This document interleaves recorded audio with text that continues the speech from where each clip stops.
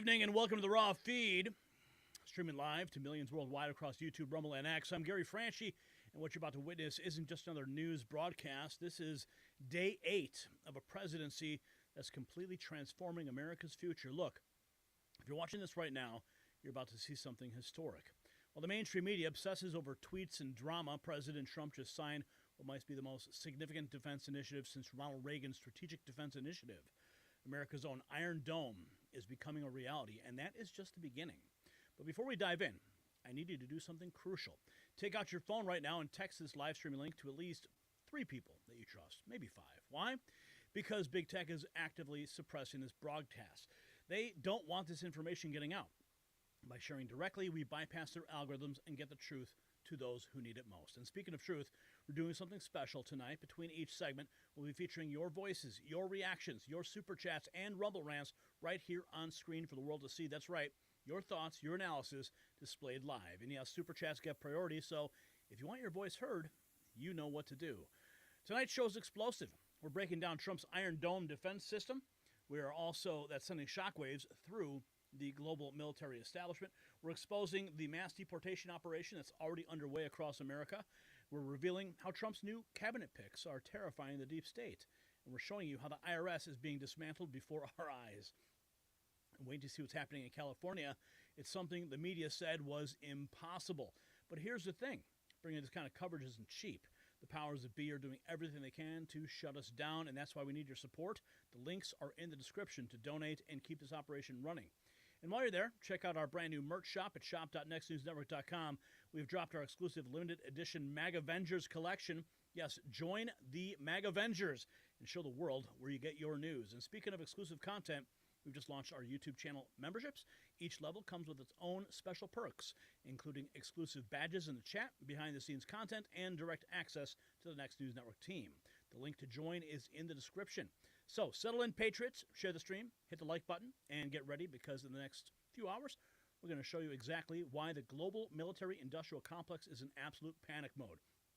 President Trump isn't just changing America, he's changing the entire world order. Now, let's welcome you to the show. We got Sherry. She says, my sound is too low. I can hear you, but no one else can, says Sure You. Turn them shits up. I can hear my left headphone. Oh boy, turn it up. Turn it up, Brian. Barely hear you. Volume Gary. Oh boy. Rob Schrader is here. Everyone says they can't hear me. Brian, what's up with that? Can we get that cranked up a bit, please? The music was louder than your mic audio. Okay, how about now? Anything better? Is that better? Barely hearing you. What is up with that? Is that all we got, Brian? Is that all we can give them? I can hear just fine. Mayors are burning down the Democrat voters. Jared Wood, Sandy Baker. Volume up. Nope, nope, nope. Oh, I hear you fine. More. Nope. I can't hear you. Can't hear you. Can't hear you. Can't hear you. Very low. Why would that be different today? Do I need to adjust something on the...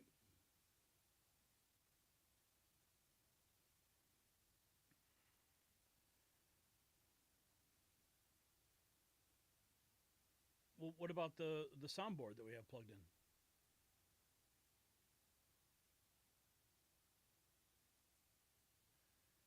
Oh boy.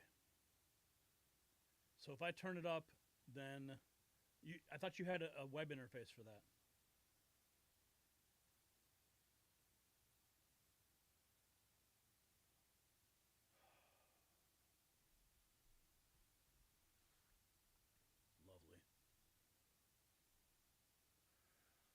Okay, folks, I got to get up and I got to go turn up the volume.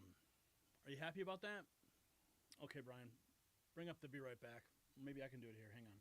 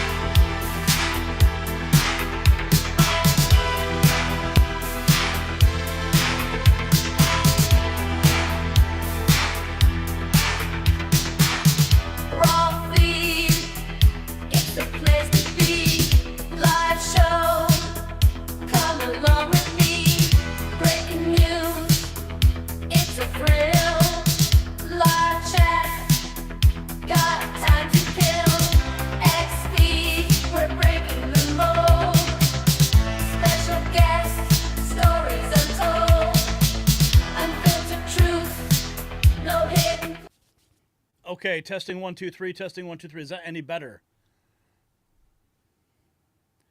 Are we getting like? It's not fluid now? Oh my God. Is that any better, guys?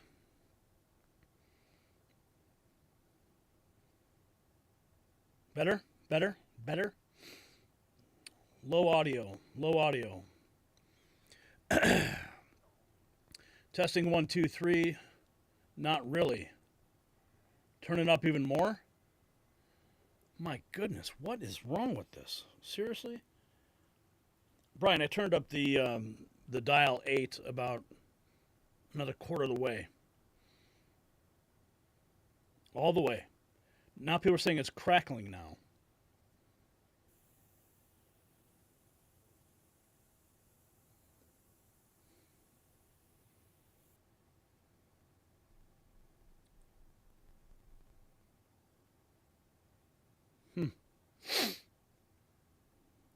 What am I supposed to do?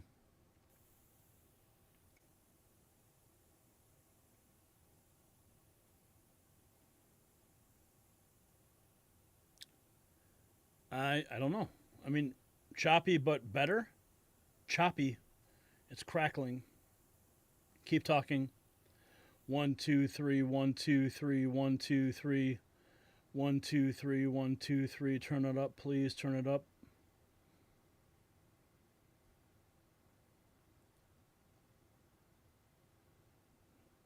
Okay, the crackling stops. Sounds perfect. Go for it. Okay. All right, well, we're trying to... Yeah.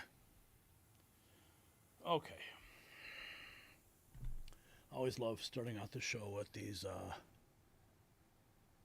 Sounds good. James A., you're good now. Yes, crackling? Crackling? What is... It sounds great here. Loud now. Crackling. 4 seconds ago. Get it, Gary. Don. Chad Moss. Mud Puddle. I hear you just fine. Says Beast Mode was Trump voter. So. Janine sounds good. Salty Cowgirl. Ree. It's better now. No crackling here, says Leanne. Arthur Wright. Hey, live TV, brother. No worries. That's right. Salty Tater Todd giving us all the thumbs up. Kat says you're good. Okay. You all say we're good now. 5x5 says Boyd. You're good. Okay. All right. I got to get back in the zone. I hate having technical problems when we start a show. Okay. All right. Okay, Brian, let's load in with our first topic here.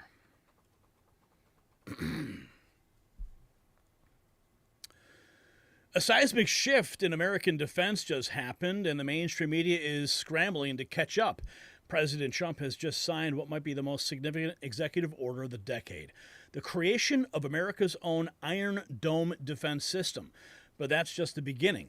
New defense contracts canceled, FEMA being overhauled, and the complete restructuring of our national security apparatus. And why is the establishment panicking? Because Trump isn't just changing policies, he's fundamentally transforming how America defends itself. And tonight we're going to show you exactly why this has global implications that nobody saw coming. And as we step into 2025, one thing is clear. De-dollarization is not stopping, it's accelerating. China and other BRICS nations are scared of President Trump's bold defense initiatives, and it's making them more determined to reduce their dependence on the U.S. dollar. But here is what they know you should do. Gold is the ultimate defense against global uncertainty. Visit nextnewsgold.com and learn how to protect your wealth while Trump protects our skies.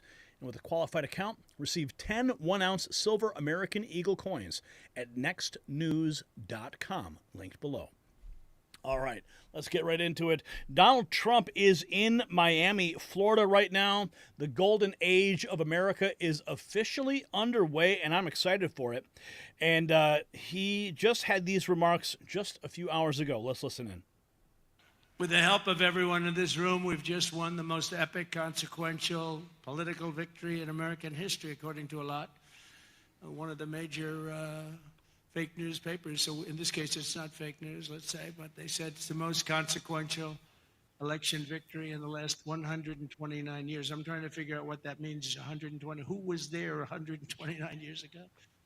But it was a great one. At the presidential level, we won the popular vote for the first time of any Republican in decades.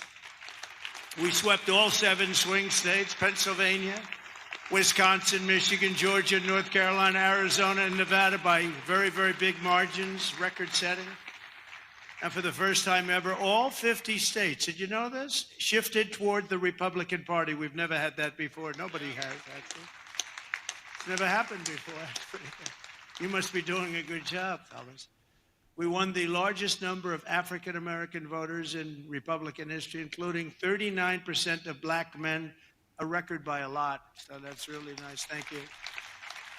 And we won more Hispanic-American votes than any Republican ever. It's never won any, not even close. Look at that, Hispanic-American. We made historic strides with youth, men, women, urban, suburban, and rural voters. And in a political earthquake, yeah, sit down, just enjoy. What the hell, we're going to be here for a little while. But in a political earthquake, we won a wave of support from labor unions, including massive numbers of auto workers, which gave us Michigan as an example. Think of that. We won Michigan easily, and we did tremendous with the auto workers. And an overwhelming majority of the rank and file membership of the Teamsters. The Teamsters were great. They showed up in droves, and we won them by a lot. Together, we're forging a new political majority that's shattering and replacing Franklin Roosevelt's New Deal coalition, which dominated American politics for over 100 years. That's what we're doing. Let's go, baby. Let's go. President Trump has just announced a new slate of executive orders. Defense Secretary to immediately begin the construction of an Iron Dome system, getting transgender ideology out of our military, stop service members from being indoctrinated with CRT, and offer reinstatement of service members who were expelled due to the COVID vaccine mandate. Immediately begin. And in a little while, I'll be signing 4 new executive orders. First is that I'm directing our new Secretary of Defense, Pete Hegseth, who's going to be great, by the way. Thank you for the support. Thank you very much for the support. You really did support him greatly. I think he's going to be fantastic. I know him very well. I think he's going to be fantastic. He's what we need. To immediately begin the construction of a state-of-the-art Iron Dome missile defense shield, which will be able to protect Americans. You know, we protect other countries, but we don't protect ourselves. And when Ronald Reagan wanted to do it many years ago, luckily we didn't. We didn't have the technology then. It was a concept, but we didn't. Now we have phenomenal technology. You see that with Israel. We're out of 319 rockets. They knocked down just about every one of them. So I think the United States is entitled to that. And everything will be made right here in the USA, 100%. And next, to ensure that we have the most lethal fighting force in the world, we will get transgender ideology the hell out of our military. It's going to be gone. In addition, we will stop our service members from being indoctrinated with radical left ideologies such as critical race theory. We're going to stop it. It's already been stopped. It's already been halted, totally halted. And finally, we will offer full reinstatement to any service member who was expelled from the armed forces due to the COVID vaccine mandate. And we will restore them to their former rank with full pay. Wow. And in a little while, I'll be signing. Absolutely epic. Thank God he is back. Those people deserve it. And we have this just from a couple days ago.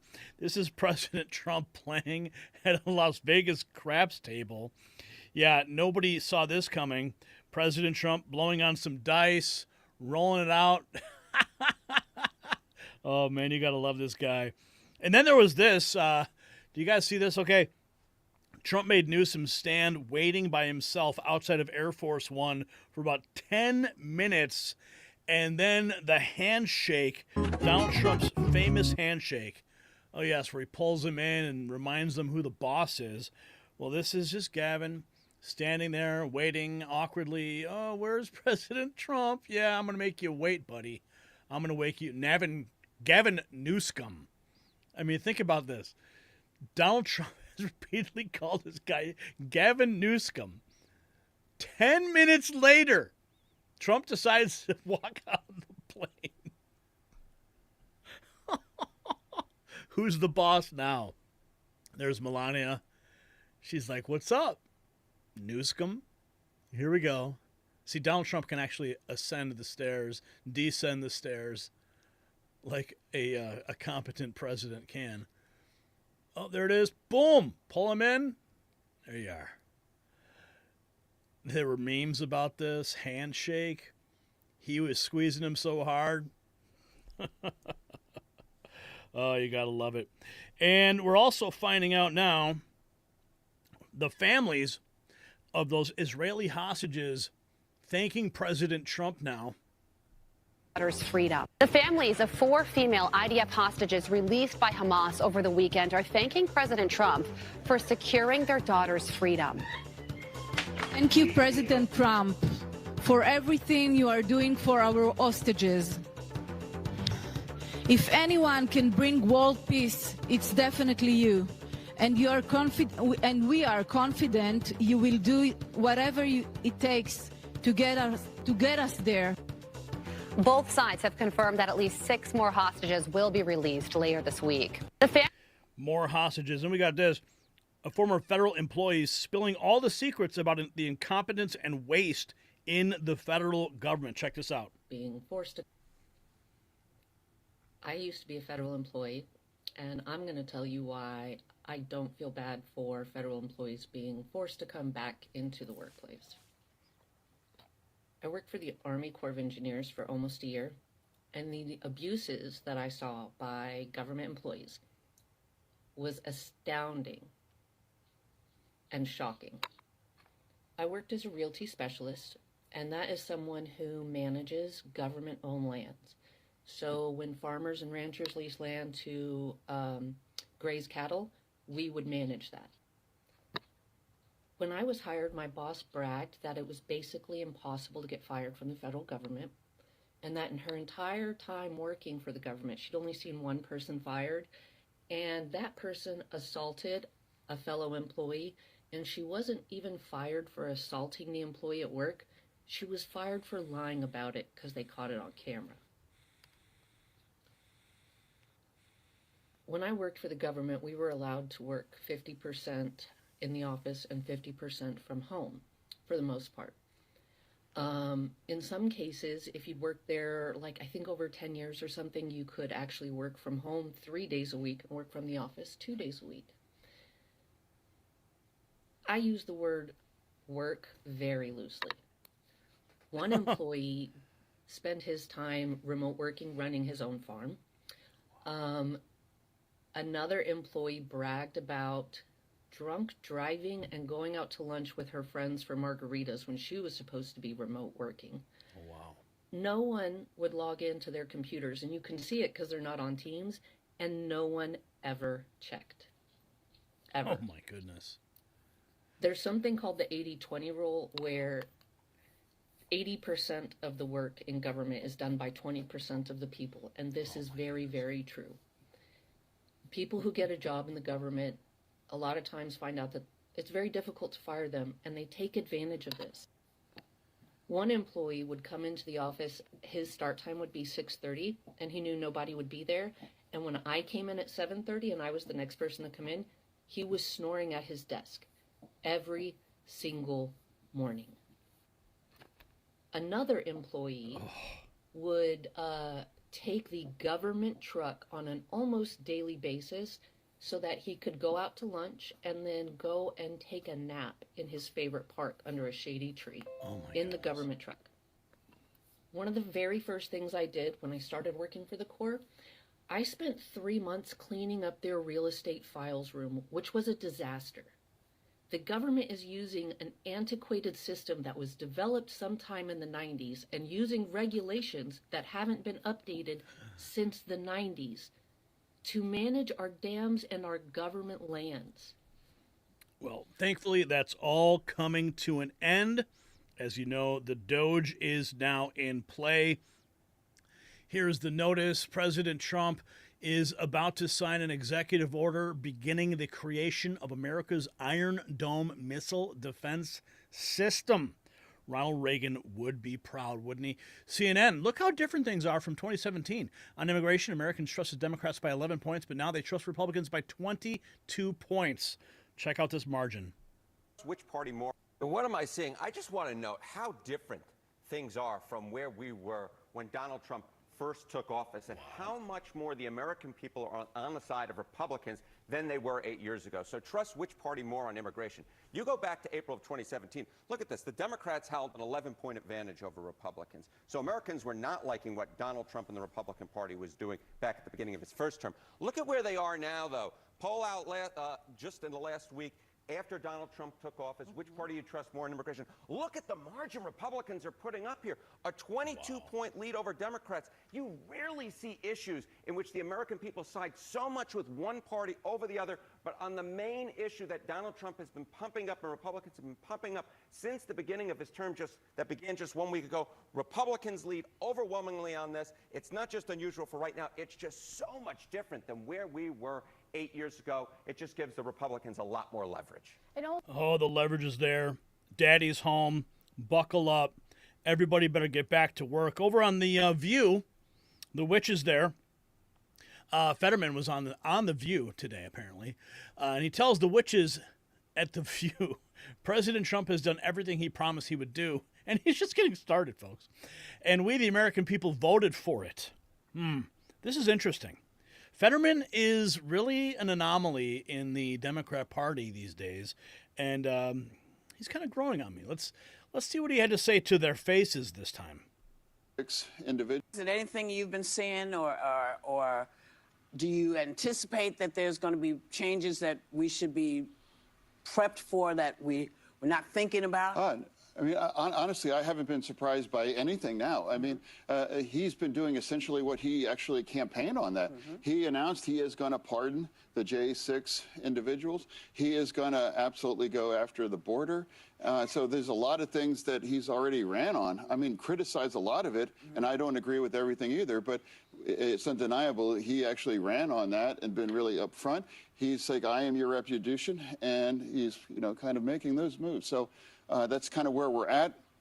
Early on, immediately after the election, I was like, hey, we have a choice. We can freak out and follow every other thing around, like a cat, with a laser, after everyone. But I'm not that guy. I'm not going to be that Democrat. For me, there's things I'm going to agree with, I'm going to disagree with, but I'm in the business of finding wins for Pennsylvania and for the nation, and engaging the president. I think I see that as doing my job. He is doing his job for the people of Pennsylvania. Let's see what else we've got here. Fetterman defending his decision to visit Mar-a-Lago, continuing to prove he's the most logical and sensible Democrat out there. By creating the solution, you did get a lot of criticism for it from some people who thought you going to Mar-a-Lago gives cover to Trump by creating the solution that he's amenable to working with Democrats. I was very supportive of when people like Mitt Romney and Rob Portman worked with Joe Biden. So I understand the need for bipartisanship. I didn't love the optics of you going to Mar-a-Lago. He was going to, which is his palace. He was going to be in Washington a week later. But what was your goal? And do you feel ultimately... She said, I didn't agree with the optics. Nobody cares what you agree with, okay? Let the guy do what he's got to do. You were successful. Well, here's what happened. I was being lazy on the couch at Friday night, and my team reached out saying, hey, and I don't know if this is like a trolling or a hoax, but they extended an invitation. What do you think? I'm like, well, I mean, if they're playing it straight, then I think it's pretty reasonable to have a conversation, inviting me to engage, and I visited it. So maybe some people would be critical of that, but for me, engaging the president, I think when you're in this business, I mean, that's part of the job. Any more anymore you would criticize Governor Newsom, that, received the president there after the fires in California. They are going to find a way to work together. I mean, that's where we are. And I hope maybe you are watching are tired of just like the venom and the hate. And it's like, I'd like more bipartisan kinds of things. And you are going to agree with things and you're going to disagree on things. And I'm going to pick my fights. And I'm not going to, and I've chosen not to add to the cheap heat online or go after those kinds of things. I've never found that helpful. And if those kinds of things were helpful, we would be in a different situation. We'd be the ones making those kinds of decisions with the new administration with then Vice President Harris. Yeah. Yeah. Well, you certainly are not making those decisions. Now you're playing catch up.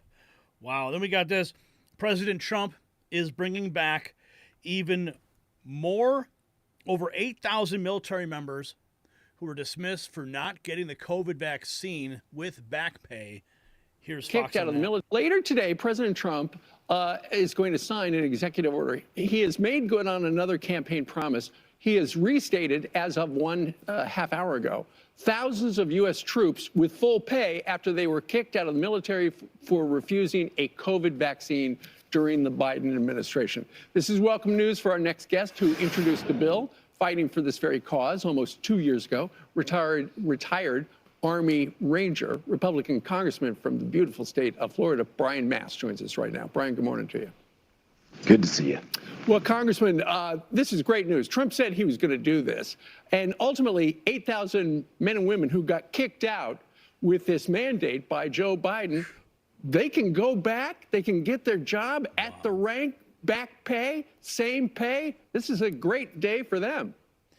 Before he goes on with Mast, I wanted to make a point to say 8,000 people. How long have they been out of work? How long have they been not in their previous position? They had to find a solution, find a new job, support for their family, and what, they're just going to go ahead and just take their old job back? I mean, they've probably already settled into their new lifestyle and their new job. Maybe even pays better. So, I mean, the fact that they've got to make this decision now, thanks a lot, Joe Biden. Great day for Patriots, great day for our service members, my brothers and sisters in arms. And let's not forget, you go back in time, and it wasn't just the military, it was other government agencies as well, where they were washing essentially conservatives that were raising their hands saying, hey, I don't want to take this vaccine. They were washing them out of government, washing them out of West Point and Naval Academy, Air Force, Coast Guard, Merchant Marine Academies, washing them out from being on the next promotion boards for first sergeants, sergeants majors, or officers. And they were creating a system where the ones that were going to be giving promotion to the next classes of individuals were all going to be those that didn't say, no, I'm not a conservative, and I'm okay with everything that you're doing right now. That's what was taking place. Later today, So that's a really welcome change. I'm glad these people are finally getting justice. It just proves that we were right all along. Peter Ducey at Fox confirms exclusively President Trump will sign an executive order reinstating service members removed from the military. We just saw President Trump make those remarks earlier. Here is the current debt clock. Doge has so far returned $24.5 billion to the people. They've added the Doge clock to the national debt clock, and now we can actually see real-time savings by Elon Musk's Doge department. J.D. Vance currently wheels down in Virginia. President Trump have not forgotten about the American people. Right, I'm sure going over everything that they're highlighting, and we'll go there now to the vice president coming off of Air Force Two.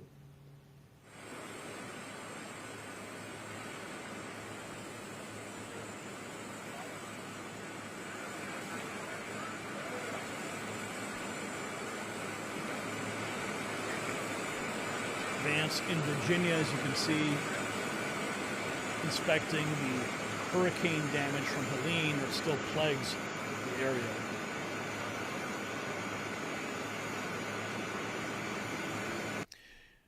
Yeah. How long did it take Joe Biden or Kamala to get out there? Unbelievable. America first is now. And look, do you hear about this? The statement from the premier of Greenland. All right. This was Just a day ago, recent events have had an impact on all of us, and many of you have contacted me to tell me about your insecurity. I have great understanding for that. In these difficult times, we must remember that we are not alone, and we have many partners around the world who support us. We will continue our defense of our country and its people. Although the pressure is great, we must not panic. We must stand together as a people and show that Greenland belongs to the Greenlanders. Wishing you all a continued good Sunday evening. Notice, look at the word there. We must stand together as a people and show that Greenland belongs to the Greenlanders. He didn't say Greenland belongs to Denmark, right? No, he didn't say that. But a Denmark politician told President Trump to F off when it comes to acquiring Greenland. That's one of the big debates right now. We've got the video. Check it out. Dear President Trump, listen very carefully. Greenland has been part of the Danish kingdom for 800 years. It's an integrated part of our country. It is not for sale. Let me put it in words you might understand. Mr. Trump, fuck off. Dear President Trump, yeah, well, listen very carefully. We all listen very carefully. 800 years? Well, maybe it's time for change. Greenland belongs to Greenlanders and not to Denmark. I think that man is saying a few words there. And if you want some backstory on Greenland, it's not the first time we have attempted to purchase that territory.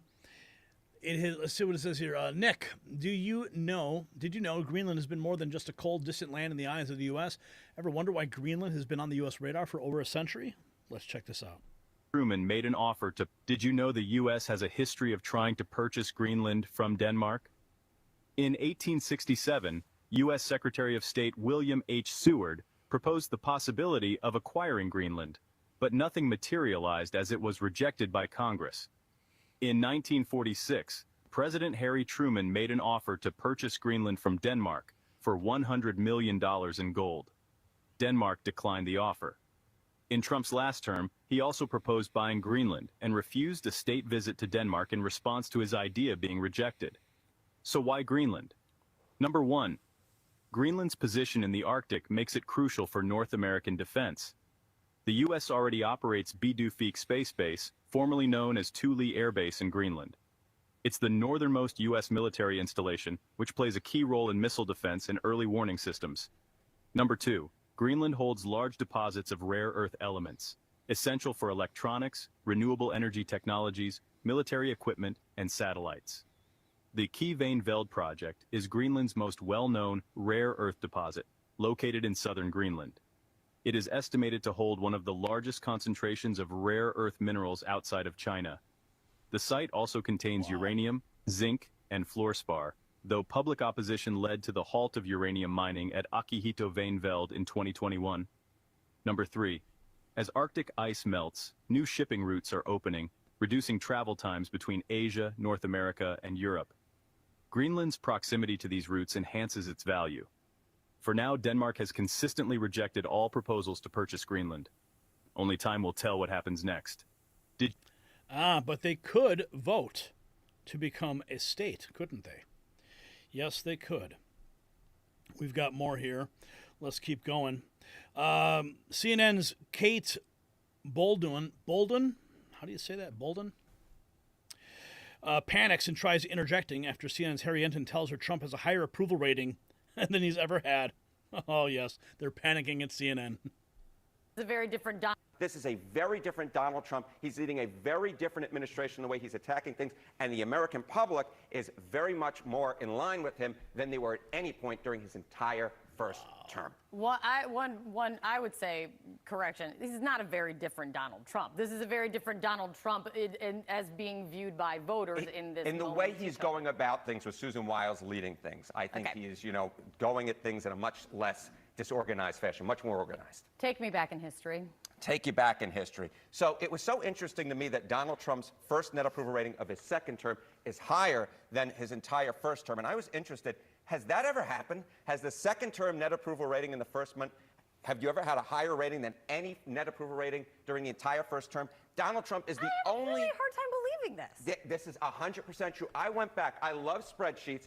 Donald Trump's is the first guy ever whose net approval rating in the first month of his second term is higher than any rating that he had as an entire first term, Kate Baldwin. This is true. I don't make stuff up. The numbers are the numbers. I believe you in nothing except when you have it in the wall, and then I believe everything you say. That's exactly right. Which is why this is a... Yeah, you can't deny the numbers, right?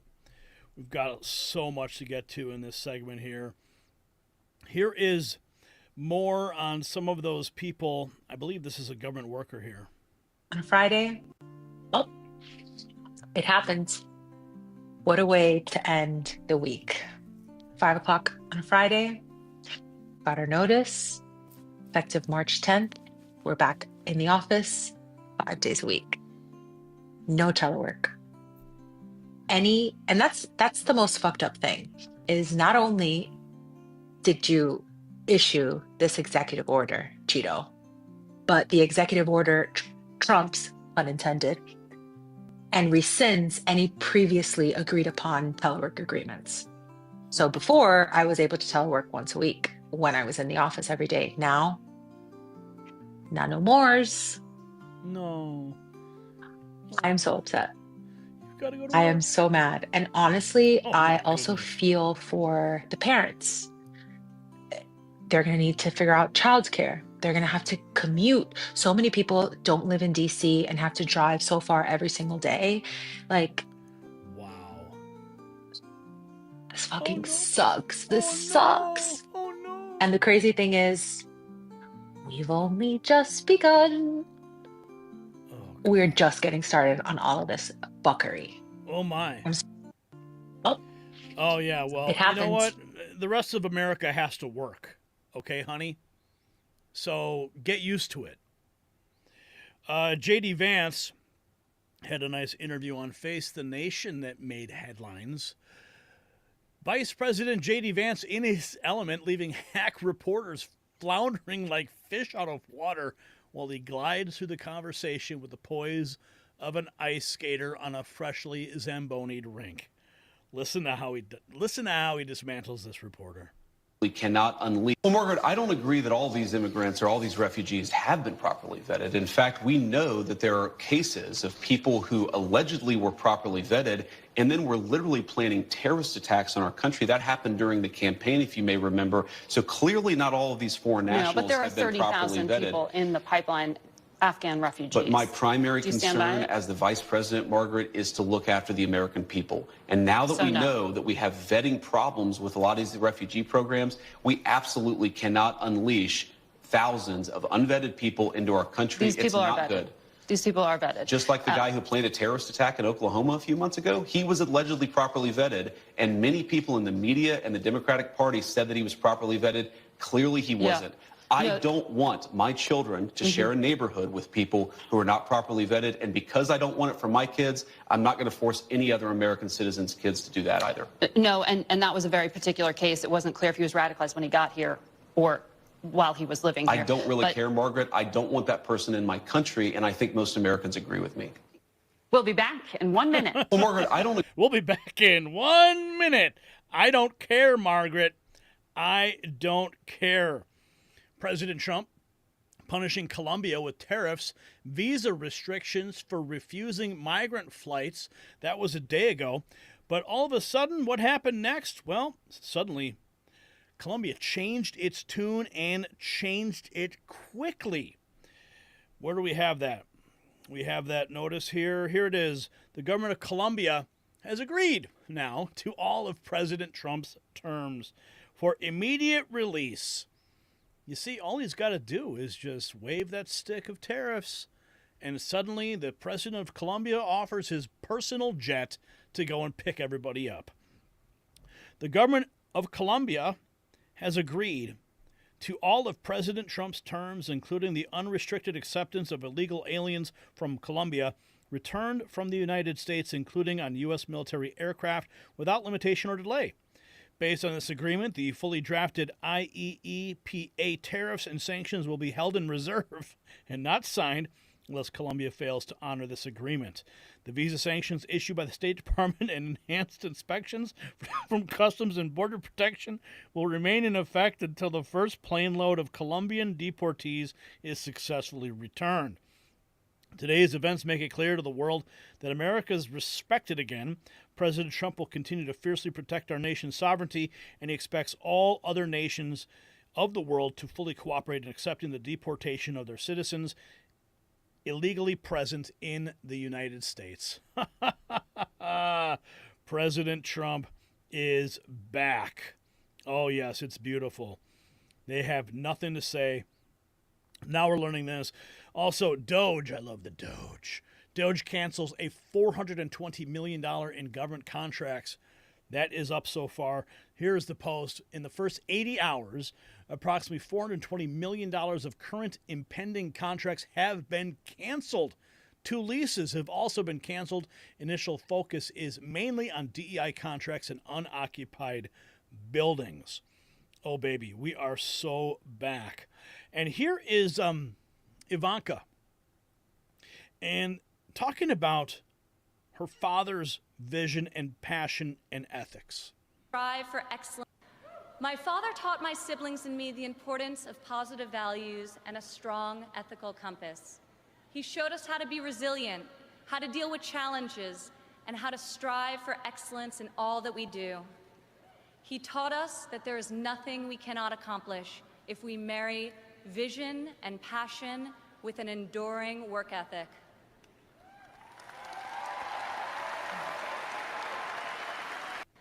My father taught... It feels so good to have that man back in office. God bless Donald Trump for shaking up and disrupting the Washington establishment. President Trump proposing overhauling or eliminating FEMA altogether. $1.45 billion was used to house criminal illegal aliens instead of aiding Americans. And what happened in Western North Carolina? What happened in California? Yeah, there's no aid left to go around. They spent it all on illegals. Let's listen in. Key reaction. Nancy Mace, welcome, Congresswoman. Nancy Mace. Thank you for having me.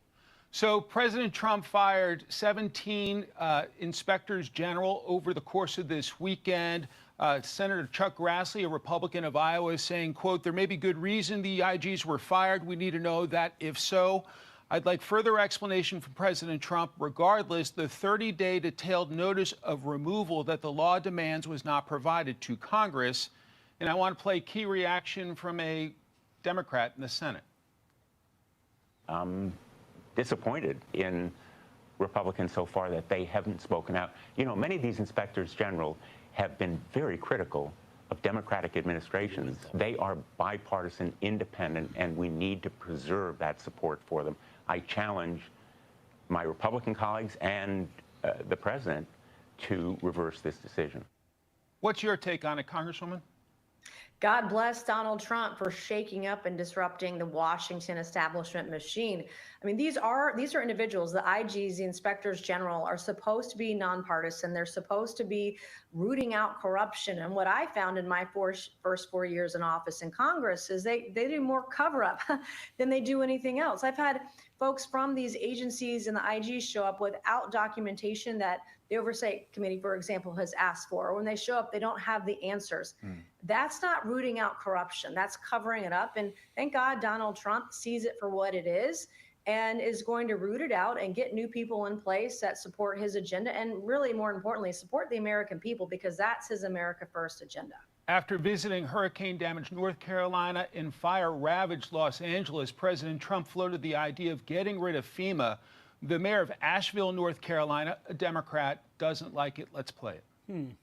If you were to instantly make that go away, I think it would be devastating for individuals, for businesses, for cities, for counties, and for the state of North Carolina. You would have to be very thoughtful in terms of how you did that. And I would urge the president not to make any rash decisions around reconstructing FEMA right now, as we're in the middle of recovering from this disaster. You obviously get hurricanes in South Carolina. Are you ready to scrap FEMA? Oh, absolutely. And look, you saw Donald Trump show up to North Carolina over the last couple of days and see the devastation that North Carolina residents continue to live in, the squalor, the tents, the RVs, the homeless, those that can't afford to pay for a hotel. What has FEMA done other than house criminal illegal aliens? They had $1.45 billion they sent to house illegals And that money could have been used in cities in North Carolina, South Carolina, Tennessee, Georgia, those that were hardest hit. And look, I think Nancy Mace, welcome, Congresswoman. Yep. I say get rid of FEMA. Get rid of them now. Well, what about this? Support grows for the idea of adding President Donald Trump to Mount Rushmore. Oh man. Can you imagine that? I mean, just think about his presidential resume already. All right. Impeached twice. I mean, he's had investigation after investigation. Like everything they've thrown this guy, and then they're going to put him on Mount Rushmore. Oh man, the history books are going to be fun to read. Oh boy. What else have we got here? Let's see. Trump keeps another campaign promise. Oh, we covered that already. What else have we got? The executive orders. I think, did we cover everything? Oh, wait. Jordan. This is from Dave Rubin. Jordan, the country, is already majority Palestinian. Let the Hashemite king have the rest. Trump says he's pressing Jordan and Egypt to take Palestinians from Gaza, floats a plan to just clean out the territory.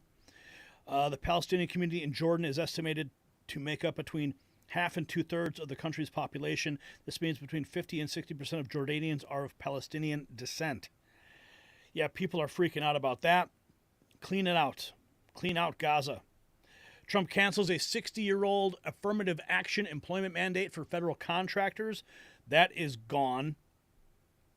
Here is the, U.S. President Donald Trump spoke today with the King of Bahrain, Hamad bin Isa Al Khalifa, one of the signatories of the Abraham Accords. King Hamad congratulated President Trump on the inauguration, while the two leaders further discussed regional peace and security.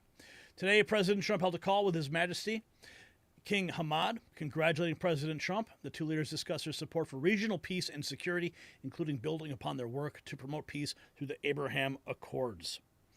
J.D. Vance, of course, down in Virginia. A ceasefire, one day ago, ceasefire disputes between Israeli and Hamas Hezbollah throw the region into turmoil. Well, I'm sure President Trump's going to fix that real quick. Of course, we have the president of Colombia bending the knee to Donald Trump. So many great things are happening in this country. Even Fetterman is crossing the aisle. So we're going to continue to track all these things as they're happening. And let's just hope that President Trump continues to blow on the dice for America, right? So what we're witnessing is unprecedented. Trump isn't just improving America's defense systems, he's revolutionizing them.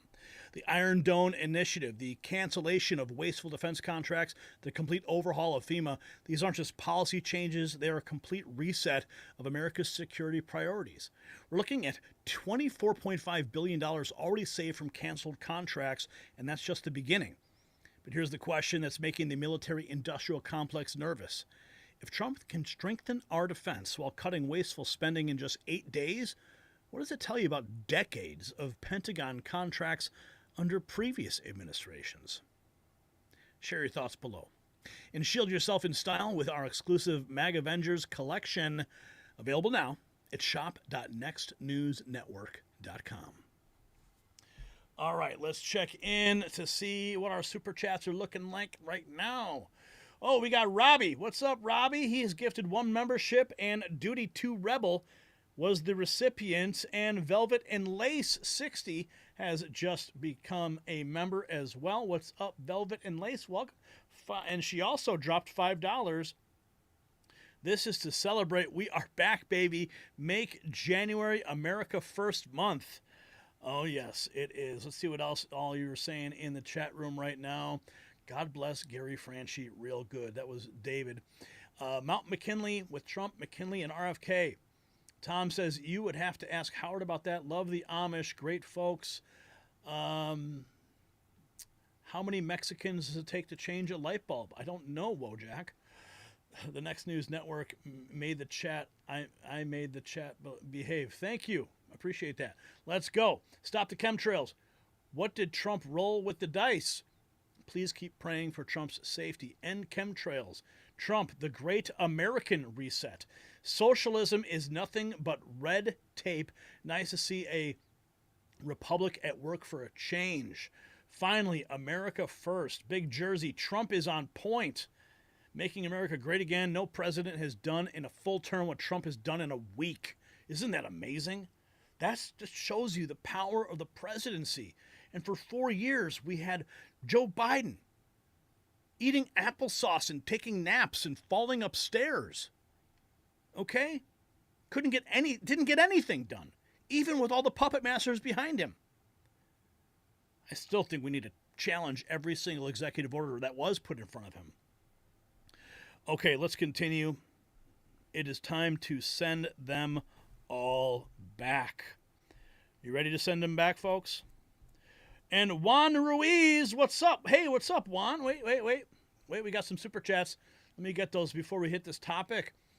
Juan, Sheba Dog in the combat position. What's up, Juan? Thank you for that $5. And Mike's son is Trump's picture was up at DOD offices in 3 days, and it's the mugshot recreation. The mugshot recreation at the DOD. Oh, yeah, baby. Okay. Let's get it on, as they say. Thank you, DJ G-Rod. Scott Hart also dropping $5. What's up, Scott Hart? Thank you for that. Okay. There it is. Scott Hart dropping $5. We're now at $29.99. Are we going to hit 50 before this segment's over? Only you will decide. Okay.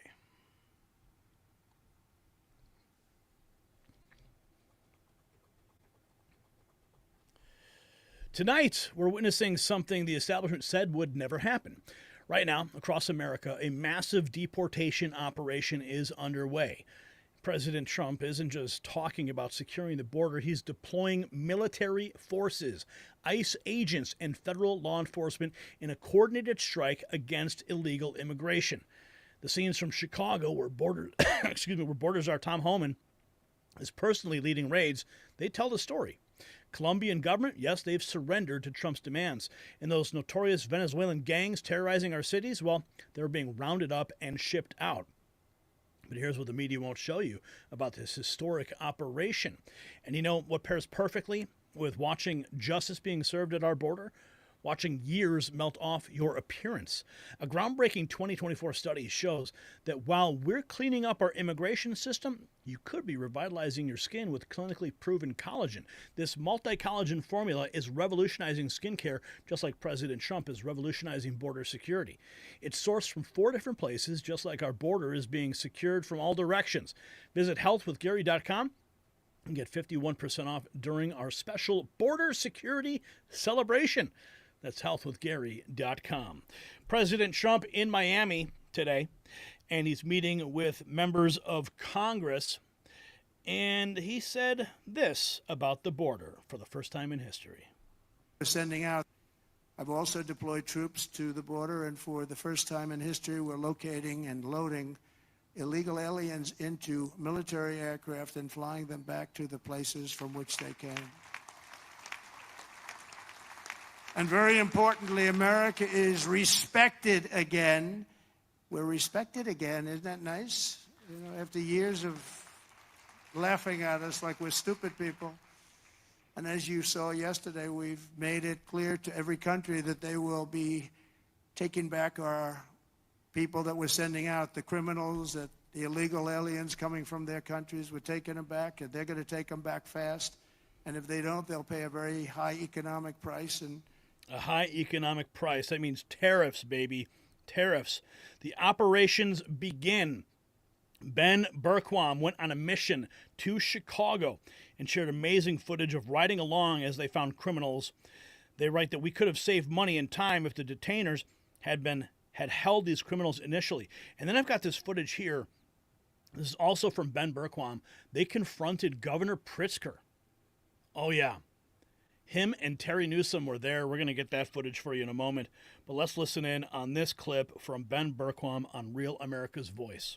Having to knock, thanks to Joe Biden and the previous administration. Our next target is a subject from Venezuela. Third target of the day. Holman is coming to join us. Target is here. Yeah, let's go. We got the suspect in custody. But you can just see how difficult this is, what these guys have to do in order just to get one apprehension. This subject, he did do a significant amount of time in the Illinois Department of Corrections. I had a fatal DUI crash. Do you know the victim's name? Mariah. We did place a detainer on him. The detainer was not honored, so he was released back into the public. So now we have to put all this manpower, all these tax dollars to try to locate him. And it does put us at risk. 95% of these guys could be picked up in the jail. Nightmare of a task. It's all backwards. President Trump, Tom Homan, they're trying to fix that.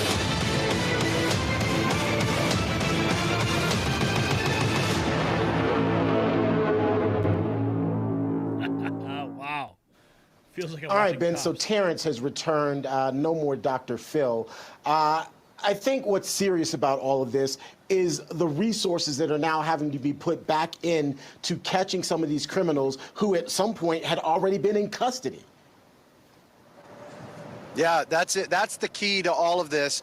What Tom Homan is doing, and you saw that operation we were a part of. By the way, a huge honor for us. I was there with Dr. Phil yesterday and embedded with them. I was riding with the acting attorney for President Trump, Emil Bovee, and it was just an incredible day. But the biggest takeaway I had was all of the resources that were spent yesterday could have been not spent. We could have saved all of that money and all of that time if the detainers were just honored in the jails and prisons in Illinois and Chicago. The ICE agent said 95% of the detainers are ignored. And so all of these guys, everyone we picked up yesterday was incarcerated. They were released. That guy you saw right there was from India. He had killed Mariah in a fatal DUI crash. He was let go 10 days ago. He had an ICE detainer. They refused to honor it. So we had to go find him in the community. And that's what these guys are having to do in every sanctuary community, in every sanctuary state and sanctuary city across this country. These liberal Democrats are making their job harder, and they're endangering the communities that they say they represent. It's an absolute outrage. Really, the big question becomes federal supremacy. And at some point, I think the Supreme Court's going to have to step in on this and say you cannot obstruct ICE from being able to do its job, and especially when you're talking about criminals. Oh, yeah. They are running scared now. Now, I do want to play this clip from Governor Pritzker and his reaction to Ben Bergquam and Terry Newsom just grilling him. I mean, look at him. I mean, okay, I'm going to play that for you in a minute. But speaking of Chicago, this just in, Congress has just summoned mayors of prominent sanctuary cities to come answer for their crimes. Congress has called them in. The Boston Mayor Michelle Wu, Chicago Mayor Brandon Johnson, Denver Mayor Mike Johnson, New York City Mayor Eric Adams. Here are the letters that were sent to them. Dear Mayor Johnson, the Committee on Oversight and Government Reform is investigating sanctuary jurisdiction across the United States. Oh, yeah. Here we go. Mayor Wu's letter, Mayor Adams' letter, Mayor Johnson's letter. Oh, they are all going to be dragged in front of Congress to answer. I mean, the people of Chicago, we've played you clips from some of the city council meetings, and the people of Chicago are furious at Let's Go Brandon Johnson, okay? And now they're going to have to face the music at the federal level. This is going to be something else.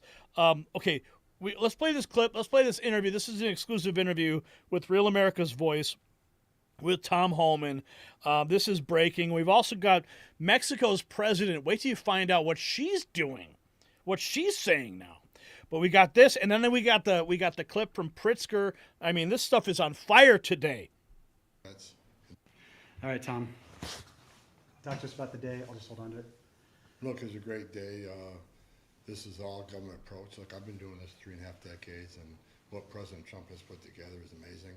Here in Chicago, and it was the first operation of this size and complexity. We had all a government approach. We had U.S. Marshals, DEA, FBI, ATF, ICE, ERO-NHSI. I mean, it's an all-government approach, so we had a lot of resources come to look for public safety threats.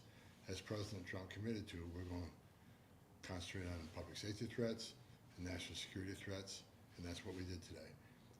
We arrest a lot of bad guys. I mean, last time I was down there, I think we got at least 7 sex offenders, serious sex offenders, child sex offenders. We got 2 murderers, illegal aliens who are convicted of murder. We got numerous Trendahwa gang members. We got, aggravated assault suspects, convictions. So we took a lot of bad guys off the street today with the help of all these other agencies. And what's great about these agencies is not only the force multiplier, but if we find dope, DA can take that case and prosecute it. We find guns, especially with TDA, ATF can take that case and prosecute it. So it's just not about arresting criminal aliens and deporting them. We're going to gather some prosecutions out of this. As a matter of fact, we got 2 criminal warrants getting ready to be executed now. There are going to be prosecutions. So look, this great operation, it was well targeted. And one thing we showed today, I think, to the American people, we recorded a lot of it. It's not neighborhood sweeps looking for people different than us. It isn't racial profiling like you read on the left media. This is a well-planned operation. I walked through the command center. I saw the targeting system. I saw they spent hundreds of hours working these targets up, making sure they have a criminal history and immigration history, and we're likely to find them. A lot of work went into this, and they did a great job. We took a lot of public safety threats off the street here in Chicago. This city's a lot safer today because of what ICE and the other agencies did here today. Amen. The city is safer. Okay, you guys want to hear what the Mexican president had to say? Globalist alert. Mexico's President Claudia Sheinbaum condemns Trump and declares that Mexican immigrants sustain the U.S. economy in every sector. Okay, sure. Legal immigrants. Legal. This is a direct push for open borders and globalist control. What about the illegals? Is she talking about the illegals here? But let it be heard loud and clear. Mexicans over there sustain the U.S. economy in agriculture, in services, everywhere. The U.S. wouldn't be what it is without a hardworking people who go to help. So they will always have our support, our solidarity, and if they return to Mexico, they return with our arms wide open to give them everything they deserve, because they are generous, supportive, like the Mixtec people and all the people of our country. Okay, well, you know what? If they came over illegally, then they're going to go home. Okay, here's the clip I was promising you. This is great. Governor Pritzker and Mayor Johnson get hammered by real journalists, Ben Berquam and Terry Newsom. Ben writes, "These scumbags are what make ICE's job harder and endanger our communities." Listen to this. State of Illinois, but he's trying to tear things down. I'm talking about Donald Trump and his administration, Tom Homan, people at the Department of Homeland Security. They're the ones that are threatening people, again, who are law-abiding, who are often the anchors of their communities, who are paying taxes in this country. They're the ones who are threatening people. We're just standing up for people who live in our state and in our city. Governor, real quick, the amount of money that you've spent on harboring illegals over the last 4 years and protecting them now, and after Mayor Johnson's email that just went out yesterday saying they're going to spend more money on protecting illegals at the expense of the American citizens, in particular the West Side and the South Side. We've got representatives here, we've got Bob Israel here. Why not invest that money there? And then the second question is, no. Are you prepared to be arrested if you don't follow President Trump's orders? I'm going to answer your question. This is for the mayor as well. In the state of Illinois is about. Look at Rahm Emanuel in the background there, just grinning like a Cheshire cat. Are you worried about being arrested? Ben asks him. And Rahm Emanuel just, yeah, right. That just shows you who these people are, man. Protecting the residents of the state of Illinois. The citizens. That is what it is about. The citizens. We will stand up for anybody who is standing up for the law. We follow the law in the. We will stand up for anybody who's standing up for the law. That's what Pritzker said. Okay, but if you're here illegally, you're not standing up for the law, so therefore you shouldn't be standing up for them. Am I right? In Illinois, I'm very concerned that Donald Trump and the federal government is not going to be following the law. Indeed, they have proposed getting rid of birthright citizenship. Good. For many families, imagine, we all ought to stand up for the Constitution. This president does not. Embargo on the Venezuelans. Why don't you collaborate with ICE with the embargo on the Venezuelans? We have given very clear instructions to our sister agencies in all of our city departments that they should and will and are expected to uphold our welcoming city ordinance. We are not going to interfere, but we're certainly not going to cooperate with that type of abhorrent behavior. I'm going to speak to our immigrant population as well as legal or the illegal? entire city of Chicago. The city of Chicago and the state of Illinois, we are a welcoming city and we are a sanctuary city. We are a sanctuary and welcoming state. That has not changed because of who won the election.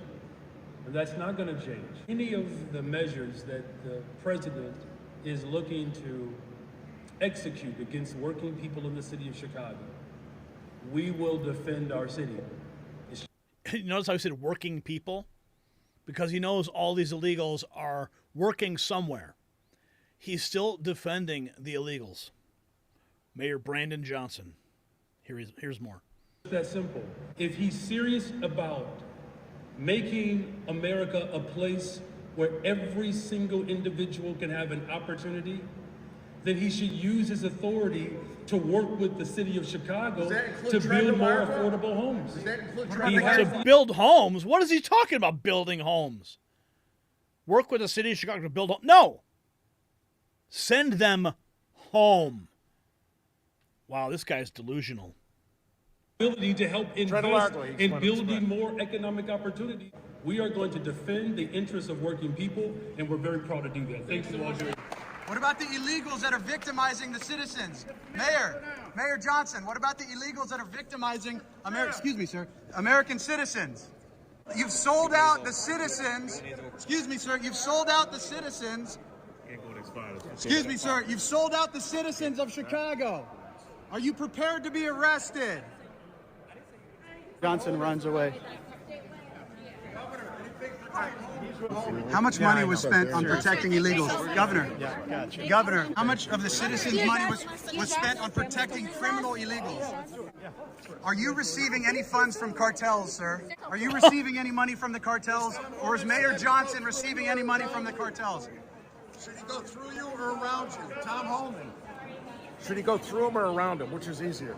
Bob, what do you make of that?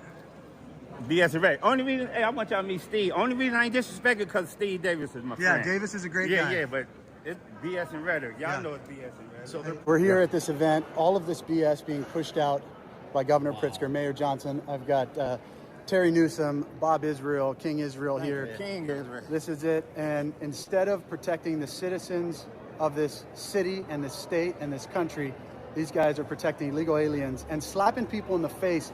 They talked about $2 million going to this company, $10 million going to businesses. They've spent hundreds of millions of dollars protecting illegal aliens and now defying President Trump and Tom Homan. It's an absolute disgrace.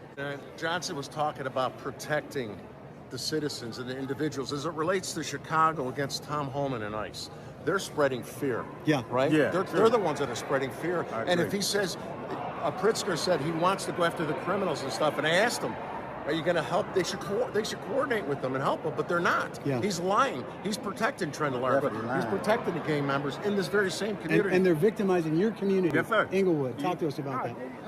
Ain't too much talk about we gonna move around. He gonna see. They gonna see. We gonna show him once ICE comes. You know, I'm looking forward to it. Tom Homan, ICE, coming to Inglewood. Got my own Inglewood. This is it. They don't want you. Governor Pritzker doesn't want you to know this. Mayor Johnson doesn't want you to know this. Rahm Emanuel doesn't want you to know this. This is why we saw the shift. This is why President Trump won in such a landslide. It's because everywhere, from the west side to the east side, south and north side, across the country, around the cities, they realize these guys are traitors and liars. Yeah, and Tom, we asked B.J. Pritzker if he wanted to send any messages to you. He kept avoiding us. You know what they need to do is arrest him. Arrest him, arrest Mayor Johnson, anyone who gets in the way of ICE. Arrest them all. Arrest every single last one of them. Here's a pre-dawn raid. The DEA near Aurora, Colorado. One of our viewers was asking about this the other day. What's the latest? Because they had taken over an apartment complex. Well, now we have some footage. 50 arrests of illegal aliens. This is from Libs of TikTok. Drugs and weapons were found on the illegals. Does everyone remember when Governor of Colorado said TDA was just a figment of our imagination? Well, 50 figments just got arrested today.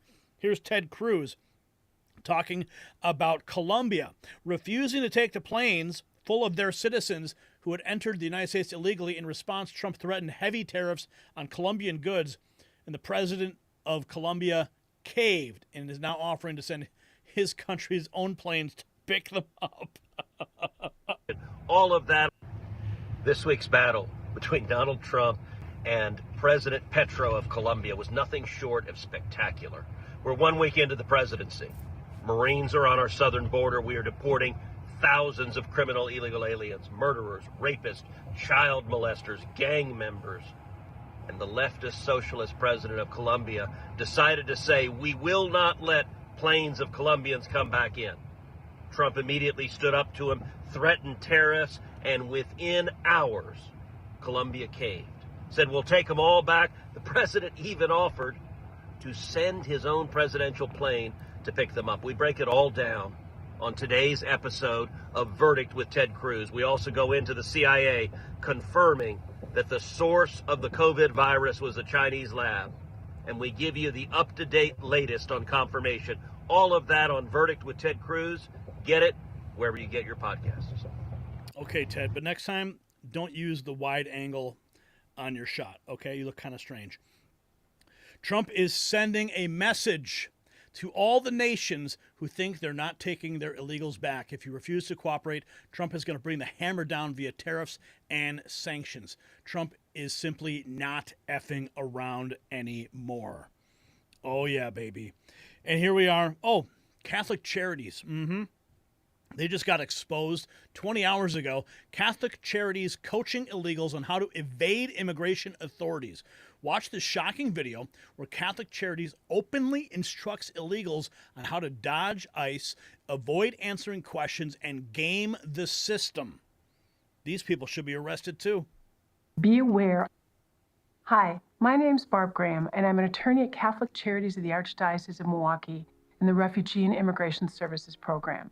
This is a video about knowing your rights if Immigration and Customs Enforcement approaches you. First of all, I love how they just put the word Catholic in front, like it's just like this holy organization. How much government money are they getting? How much do you think they're getting? Oh, they're getting a lot of money for every single illegal that they bring in. I mean, with help with paperwork, they have fees, the government sends them money. Oh, it's a business. It's not some, holy Christian organization. But it's got the mask, the veneer, by adding the word Catholic to it. All people living in the United States, including people who are undocumented, have certain rights under the United States Constitution. If immigration officers, what we sometimes call Immigration and Customs Enforcement or ICE, come to your workplace, they must have a valid search warrant or the consent of your employer to enter non-public areas. Oh, and don't worry, honey, because they will have all the proper paperwork. Joe Biden left it all behind. They had nice big stacks and nice big lists. They could have taken action on all those cases, but they didn't. Donald Trump walks in with his team. They find all the paperwork. They find the list. They get the warrants in place, and then they go on. Okay? So, yeah, they can't go in without a warrant. That's part of the Constitution. But they will have warrants. So what do you do then? Maybe she's got an answer for that. If you are undocumented and immigration officers come to your workplace, be aware of the following. First, do not panic and do not run away. If you are frightened and feel like you need to leave, you can calmly walk toward the exit. If you are stopped, you may ask if you are free to leave. If the officer says no, do not try to exit the building. If you are questioned, you may tell them you want to remain silent. 2, you have the right to remain silent. You do not need to speak to the immigration authorities or answer any questions. If you are asked where you were born or how you entered the United States, you may simply refuse to answer or remain silent. If you choose to remain silent, say so out loud. If they ask you to stand in a group according to your immigration status, you do not have to move, or you can move to an area that is not designated for any particular group. You may show a Know Your Rights card to an officer that explains that you will remain silent and you wish to speak to a lawyer. You may refuse to show identity documents and say what country you are from. Do not, though, show any false documents and do not lie. Third, you have the right to speak to a lawyer. If you are detained or taken into custody, you have the right to immediately contact a lawyer. Even if you do not have a lawyer, you may tell immigration officers that you want to speak to one. If you have a lawyer, you have the right to talk to them. If you have signed a form called a G-28, which shows that you have a lawyer, give it to the officer. If you do not have a lawyer, ask for an immigration officer for a list of pro bono lawyers. You also have the right to contact your consulate. The consulate may be able to assist you in locating a lawyer. You can refuse to sign any or... You get the point, right? And here is this. This is the federal agents raiding a nightclub in Colorado, arresting about 50 illegal immigrants. Nightclub in Colorado, 50 illegals rounded up at a nightclub. Like, how did they know to go to the nightclub? That's just wild. Nightclub in Colorado, ground zero. Here's J.D. Vance shutting down a CBS News Margaret Brennan after she kept arguing in favor of illegal immigration. Colin Rugg says, I could watch this all day. Listen. If you may remember. Well, Margaret, I don't agree that all these immigrants or all these refugees have been properly vetted. In fact, we know that there are cases of people who allegedly were properly vetted and then were literally planning terrorist attacks on our country. That happened during the campaign, if you may remember. So clearly not all of these foreign nationals have been properly vetted. No, but there are 30,000 people in the pipeline, Afghan refugees. But my primary Do you stand by concern it? as the vice president, Margaret, is to look after the American people. And now that we know that we have vetting problems with a lot of these refugee programs, we absolutely cannot unleash thousands of unvetted people into our country. These people it's are not vetted. good. These people are vetted. Just like the guy who planned a terrorist attack in Oklahoma a few months ago, he was allegedly properly vetted, and many people in the media and the Democratic Party said that he was properly vetted. Clearly he wasn't. I don't want my children to share a neighborhood with people who are not properly vetted, and because I don't want it for my kids, I'm not going to force any other American citizens' kids to do that either. No, and that was a very particular case. It wasn't clear if he was radicalized when he got here or while he was living here. I don't really care, Margaret. I don't want that person in my country, and I think most Americans agree with me. Well, Margaret, I don't agree that all these immigrants or all these I don't really care, Margaret. I do not really care. We got this. Don Lemon continues his losing streak. Excuse me. Okay. Let's take a look at this thread real quick. To fully understand how remarkable today's exchange with Colombia was, you need to understand how, this is a great thread, how Washington, D.C. has traditionally worked through these sorts of issues and the different way it works now under Trump. This is so great. Okay. This is the traditional approach. Colombia announces it will not take our repatriation flights.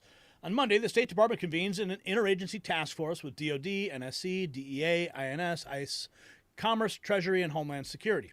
The task force meets for 4 days and develops a position paper. The position paper is rejected by the Secretary of State, who's unhappy that insufficient equity considerations are built into the process. Remember, this is how the traditional way. The task force reconvenes a week later to redevelop 3 new equity-centric courses of action and create a new position paper. The process is delayed a week because Washington, D.C. gets 3 inches of snow. Secretary of State approves the new position paper for interagency circulation, and considerable input is received from the heads of other departments, so the task force must reconvene. The original 3 proposed responsive courses of action are scrapped in favor of a new 4th course of action that achieves the worst aspects of the 3 prior courses of action but satisfies the interagency. Someone in state who disagrees leaks to the Washington Post, who writes a story about how ineffective the presidential administration is. The White House Chief of Staff sets up a session 3 days later to brief the president, who approves the new 4th course of action. Over a month after the issue was first raised, the State Department Public Affairs officer holds a press conference announcing that Colombia has agreed to try to send fewer criminals into the U.S., and everyone declares a victory. Here's the Trump approach. Are you ready for this? Colombia announces it will not take our repatriation flights. After a par 5 third hole where he goes 1 under par, Trump uses his iPhone to post on social media as how the U.S. will destroy Colombia's economy if they do not do what the USA demands. By the time Trump gets to the par 4 6th hole, Colombia's president has agreed to repatriate all the illegal Colombians in his own plane, which he will pay for. Trump finishes 3 under par and goes to the clubhouse for Diet Coke, where he posts a gangsta AI image of himself and a new FAFO doctrine. Winning. See the difference?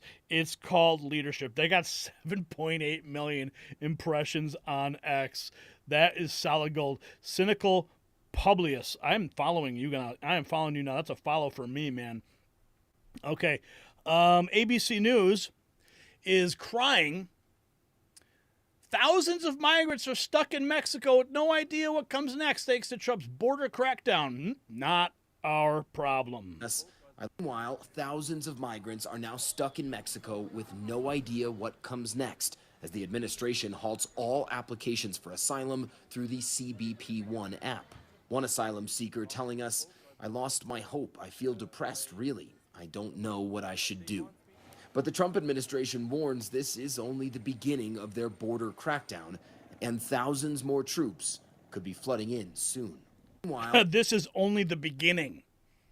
This is only the beginning. Oh, should we check in with Don Lemon?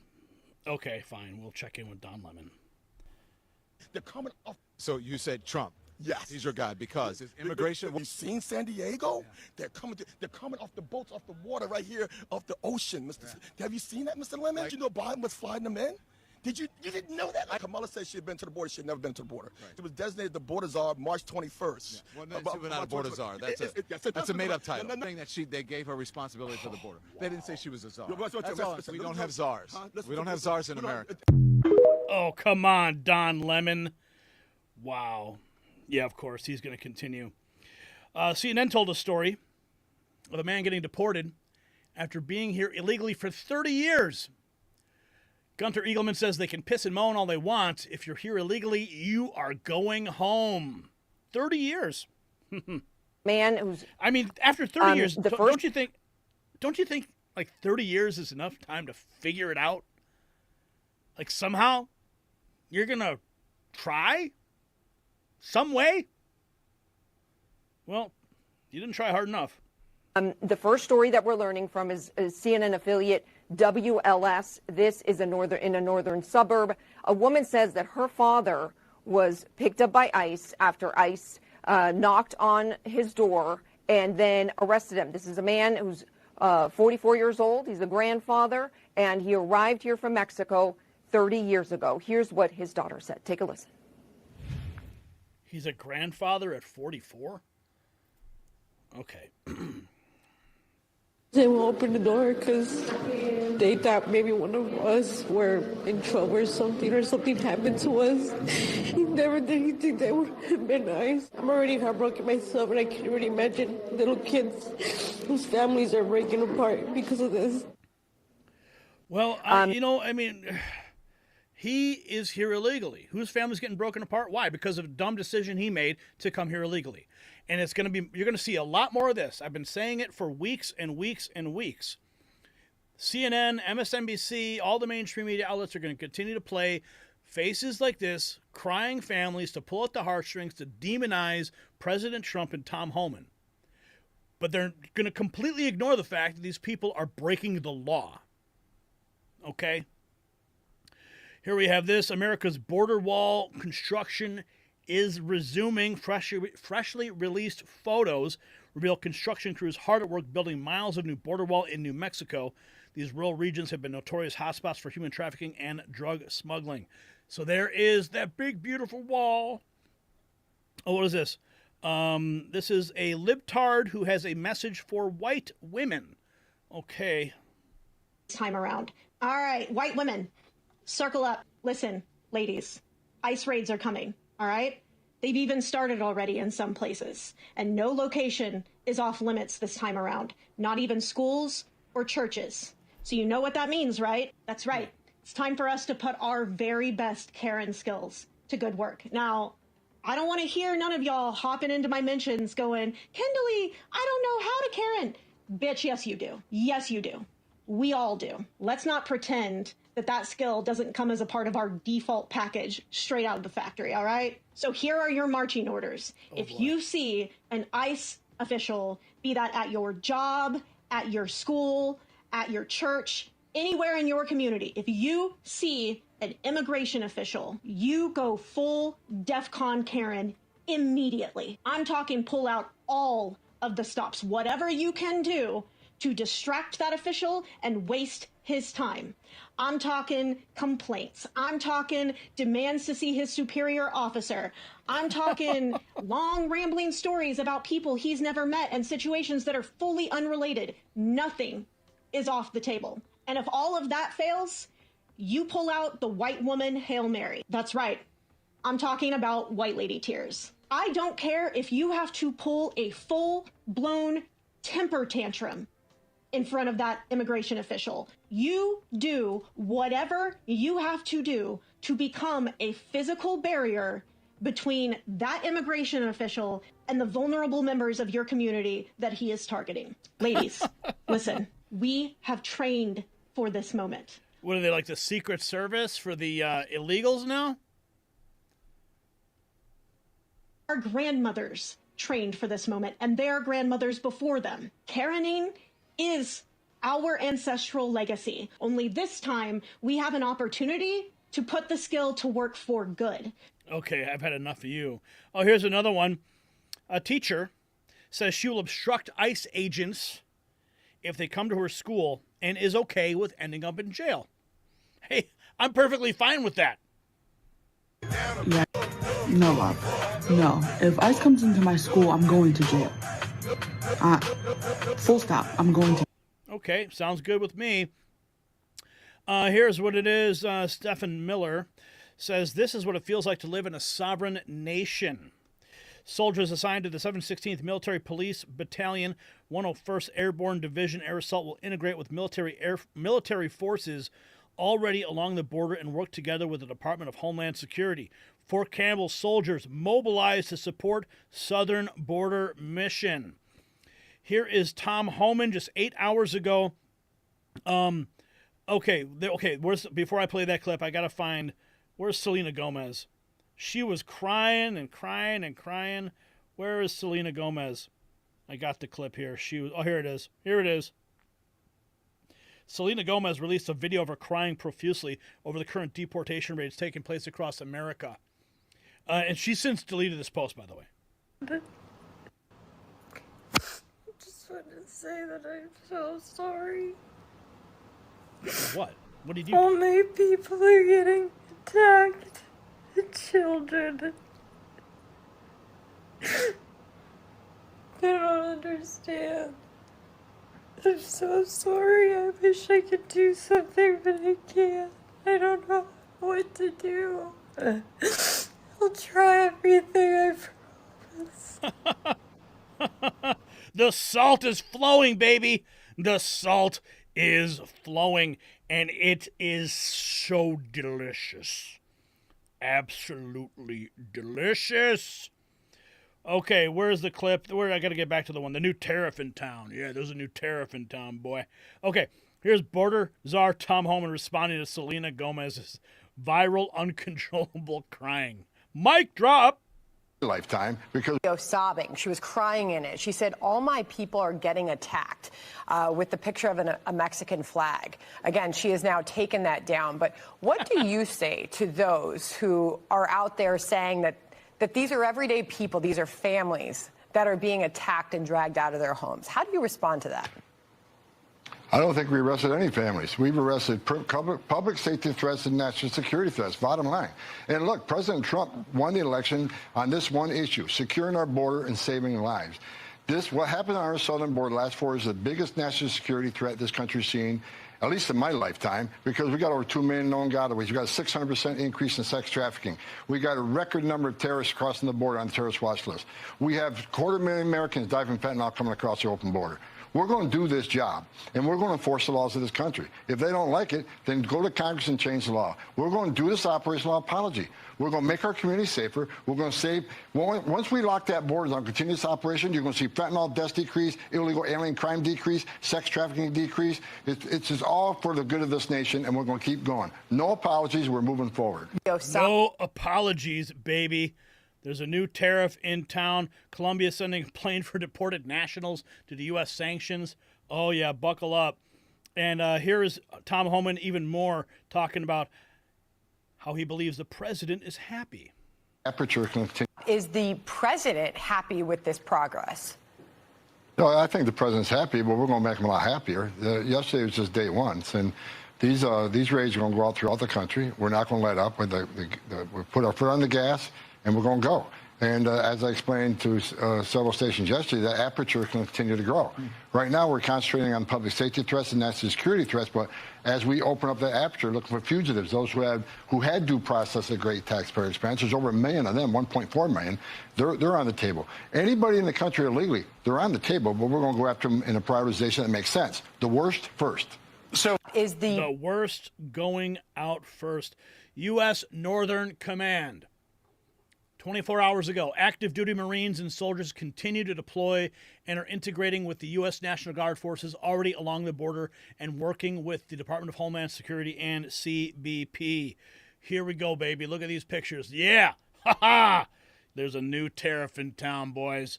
Buckle up. U.S. Northern Command reporting. How long will it take to deport millions of illegals? I don't know. James Woods. Let's see what he's saying. Here we have a prime example of how to put the liberal media on the shelf and get the truth out there. What is this? This is from, he posts something from Black Sheep Rebellion. Defense of the child in the world. There's a report from Chicago that there were ICE agents that were turned away from a Southside elementary school earlier today. Is targeting of schools, targeting of things like this something that the administration is comfortable with and will continue with? I think the framing of the question is wrong. If there's a law enforcement activity that's taking place in the school, then that would be for the protection and defense of the child. As you know, there's an epidemic of child trafficking and labor trafficking in this country. When federal law enforcement officers are turned away from a school, it is the act of turning them away that endangers the lives and safety of children. We've seen, as you know, 500,000 children trafficked over a 4-year period in the United States. This administration is going to investigate every instance of child trafficking, labor trafficking, sex trafficking, child smuggling, and all the attendant crimes involved in that. And our message to everyone in the country is to cooperate fully with Immigration and Customs Enforcement so that we can end the scourge of child trafficking and child abuse that has been endemic these last 4 years. Okay, so what he was talking about there, very, very important, all right? Because what the premise of that reporter's question is what Terry Newsom busted the mainstream media on just a couple days ago. Caught him red-handed. ABC, MSM, CTU, BJ Pritzker, and Illinois Marxist Sean Cassis lying about Tom Homan sending ICE to Chicago Grammar School. Listen to this. Homan, all right, this is a real important story for many reasons. We caught mainstream media lying. ABC News lying about Trump and Tom Homan. This story went like crazy all over the country. They falsely claimed, Chicago Teachers Union, Pritzker, Johnson, said that Tom Homan sent ICE agents to a grammar school in Chicago. They said Tom Homan sent ICE agents knocking on the door of a grammar school in Chicago. So I downloaded the ABC story. They let the story go first, right? And they had the teachers, everyone talking about how they went through all this training. They were preparing for months because Tom Homan was going to do this. The poor kids were locked down in this grammar school called Hamlin School on the south side of Chicago, elementary school. These ICE agents showed up. The principal was defending them, wouldn't let them in. They followed their protocols from the Chicago Teachers Union. They enabled all the other union members to come and support the kids, the students. They let everyone know about it. And it was a lie. It was a lie. So I captured the first story where they say, ABC News said that Tom Homan's ICE agents showed up, right? Then later, I clicked on that headline. that same headline, and then it goes into Secret Service showed up to Hamlin School looking for some sort of threat assessment. Some individual was there. So this thing went up like wildfire in the mainstream media. Everyone's saying Holman, Trump's a bad guy. ICE showed up. Then we got Mayor Johnson talking about it. We have J.B. Pritzker, our governor, put on Twitter right away how bad Trump is, how bad Holman is. These poor children are traumatized. The teachers union had to use their training, their trauma training to help these. Look what it says on the screen. After a week of Republicans sowing fear and chaos, this is Governor Pritzker's post. The first reports of raid in Chicago are at an elementary school. Targeting children and separating families is cruel and un-American. That's Governor Pritzker. Then we had a guy named Sean Casten. He's a communist congressman in my neighborhood, Marxist, pushes porn, drag queens, transgenders. He refuses to denounce these criminal illegals that are coming into our community. So he pushed it out as well. All this lying, all this pushing, propagating fear in the kid and within these children, these little children all over the city of Chicago were scared. And then they accused Tom Holman and Trump of scaring these same children because they said they wanted to go after criminal gang members. If you look at the first story, you'd say, why would Tom Holman send 2 ICE agents to a grammar school? As soon as I saw it, it made no sense.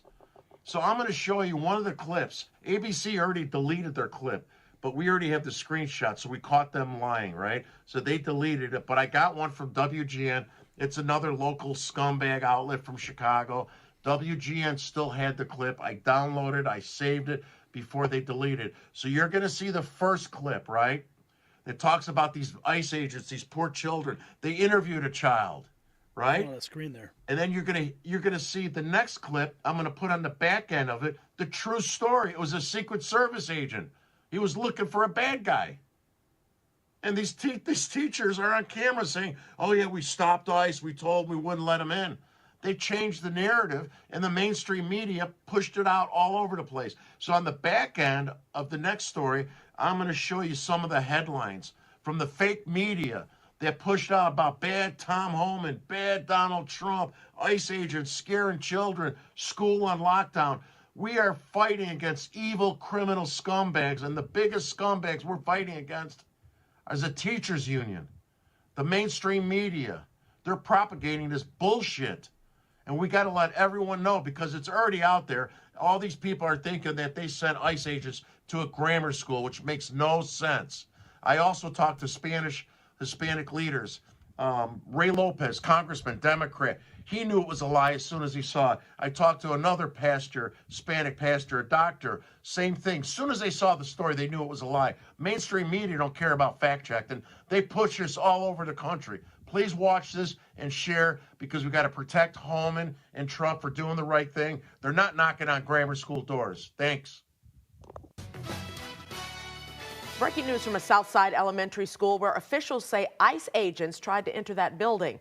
Parents shocked by the development. WGN's Emmy Victor is following this. She is live in the back of the yards with more tonight. Emmy? Ray, ICE denies that their agents had anything to do with today's incident at Hamline Elementary School, but CPS says that ICE did in fact show up and they were not allowed in the building. Regardless of exactly what happened, parents who showed up to pick up their kids from school today were frightened and upset. I spoke with one student who tells me exactly what happened inside of the building. There's going to be a lockdown. Then after that, the 2 teachers said we could go back to our classroom, and our teacher was, at the end of the day, our teacher was talking about, that the principal was sticking up for us, saying, they couldn't come in. Lies. According to CPS, all of their protocols were followed today during the alleged encounter. ICE was not allowed in or to speak with teachers and students. And while CPS wouldn't share further details about the incident with us, witnesses tell me they believe they saw at least one ICE agent parked in a black car outside of the school. We were there when students were dismissed from school at 2:30 today, and families were given Know Your Rights flyers from community organizations that came there to show their support. Organizations there included the Chicago's Teachers Union, who talked to me about schools being safe places. Years ago, we negotiated a new article in our contract to spell out the supports and the resources that school communities receive because of sanctuary. We are negotiating that again in our contract. We are making sure that our members are trained and that they are a resource to their students and families. And a few things from CPS here. They say they will not allow ICE agents inside of their buildings without a warrant. CPS also saying they do not ask or track their students' citizen status. Reporting live on the South Side, Emmy Victor, WGN News. Fake news. 100% fake news. They put out a lie. The mainstream media picks it up. It goes all over the country. Here we have this Mexican cartel firing on U.S. Border Patrol agents in Texas. This just happened hours ago. Cartel gunmen in Mexico fire shots at Border Patrol agents in Fronton, Texas. This all happened about 1 hour ago. Law enforcement tells Bill Mallusion it happened as cartel members tried to bring a group of illegal immigrants across the river. The agents fired back. No one on either side was hit. The group of illegal immigrants did not make it across the Red River. Now, the suspected cartel... Okay, well, they are a terrorist organization. It is official. 100%. The DEA raided the invitation-only Tren de Aragua party in Adams County, Colorado, Sunday before the thugs could finish their Coronas. 49 people were arrested. Bye-bye. Bye-bye. Yep. It's all happening. Okay. Speaking of Chicago, here's more. Which is what, now those criminals who came here, which is what Tom Homan is targeting right now, you know, we feel good about the fact that they're being taken back to their countries and taken out of our neighborhoods. You know, we are already dealing with high crime. And so it's good to know that someone has our back. You know, I've been listening to our mayor and our governor the last couple of days, basically doubling down on not even being willing to assist in helping them to get criminals out of our community. And, you know, one of the things that you'll hear Mayor Brandon Johnson say, that crime is down in the city of Chicago. I live approximately 3 blocks from the mayor, and my husband was carjacked in front of our house on Monday. So I don't need to hear people talking to me about how we're being insensitive to other people when we're fighting our own issues right here in our community. And so to compile those with criminals from other places is unacceptable. Yeah. You know, Tom Homan, you are welcome. I voted for President Trump. And let me tell you something. I was one of those lifelong Democrats. I started voting at 18, voted in every election, voted Democrat in every election except this last one, because I'm just tired. I'm tired of the same old thing happening from the Democratic Party. I'm so glad that President Trump is now delivering on some of his promises. Now, promises made, promises kept, and this is only the beginning, and the evidence is undeniable. President Trump's deportation force is achieving what the left said was impossible. Military personnel are being deployed to the border. ICE is conducting raids in sanctuary cities, and even foreign governments are falling in line. Colombian officials have agreed to accept their deportees, and the notorious Tren de Aragua gang members are being rounded up across multiple states. But here's the question that's making Democrats squirm. If Trump can achieve these results in just 8 days, what does it tell you about the previous administration's claims that the border crisis couldn't be solved? Share your thoughts in the comments below. We want to hear your take on Trump's border revolution. Well, America's borders get stronger, look stronger in our exclusive MAG Avengers collection, available at shop.nextnewsnetwork.com, linked below. All right. Wow, that was a long segment, but it was worth every minute, right? Got this couple super chats came through. Love it. Dave the Patriot says, love you, Gary, dropping $5. Thank you, Dave. Big Jersey dropping $20. He says, Gary, you're the best ever. There is no YouTube channel that can come close to you. Your stories and info always 100% perfect. Thank you, and God be with you always. God bless America, and God bless Donald J. Trump. Thank you, Big Jersey, for that. And then Velvet and Lace, dropping $5. Ben is a hero and a champion on that border. Ain't that the truth? And then Ruby Sue just decided to drop $20, and that's all. Well, we thank you, Ruby Sue. We're now at $79.99. Are we going to hit $100 tonight? I think we might. I think we just might. Okay, let's get into our next big topic of the day, because we got a huge week ahead of us, and it's only Monday, baby. Monday.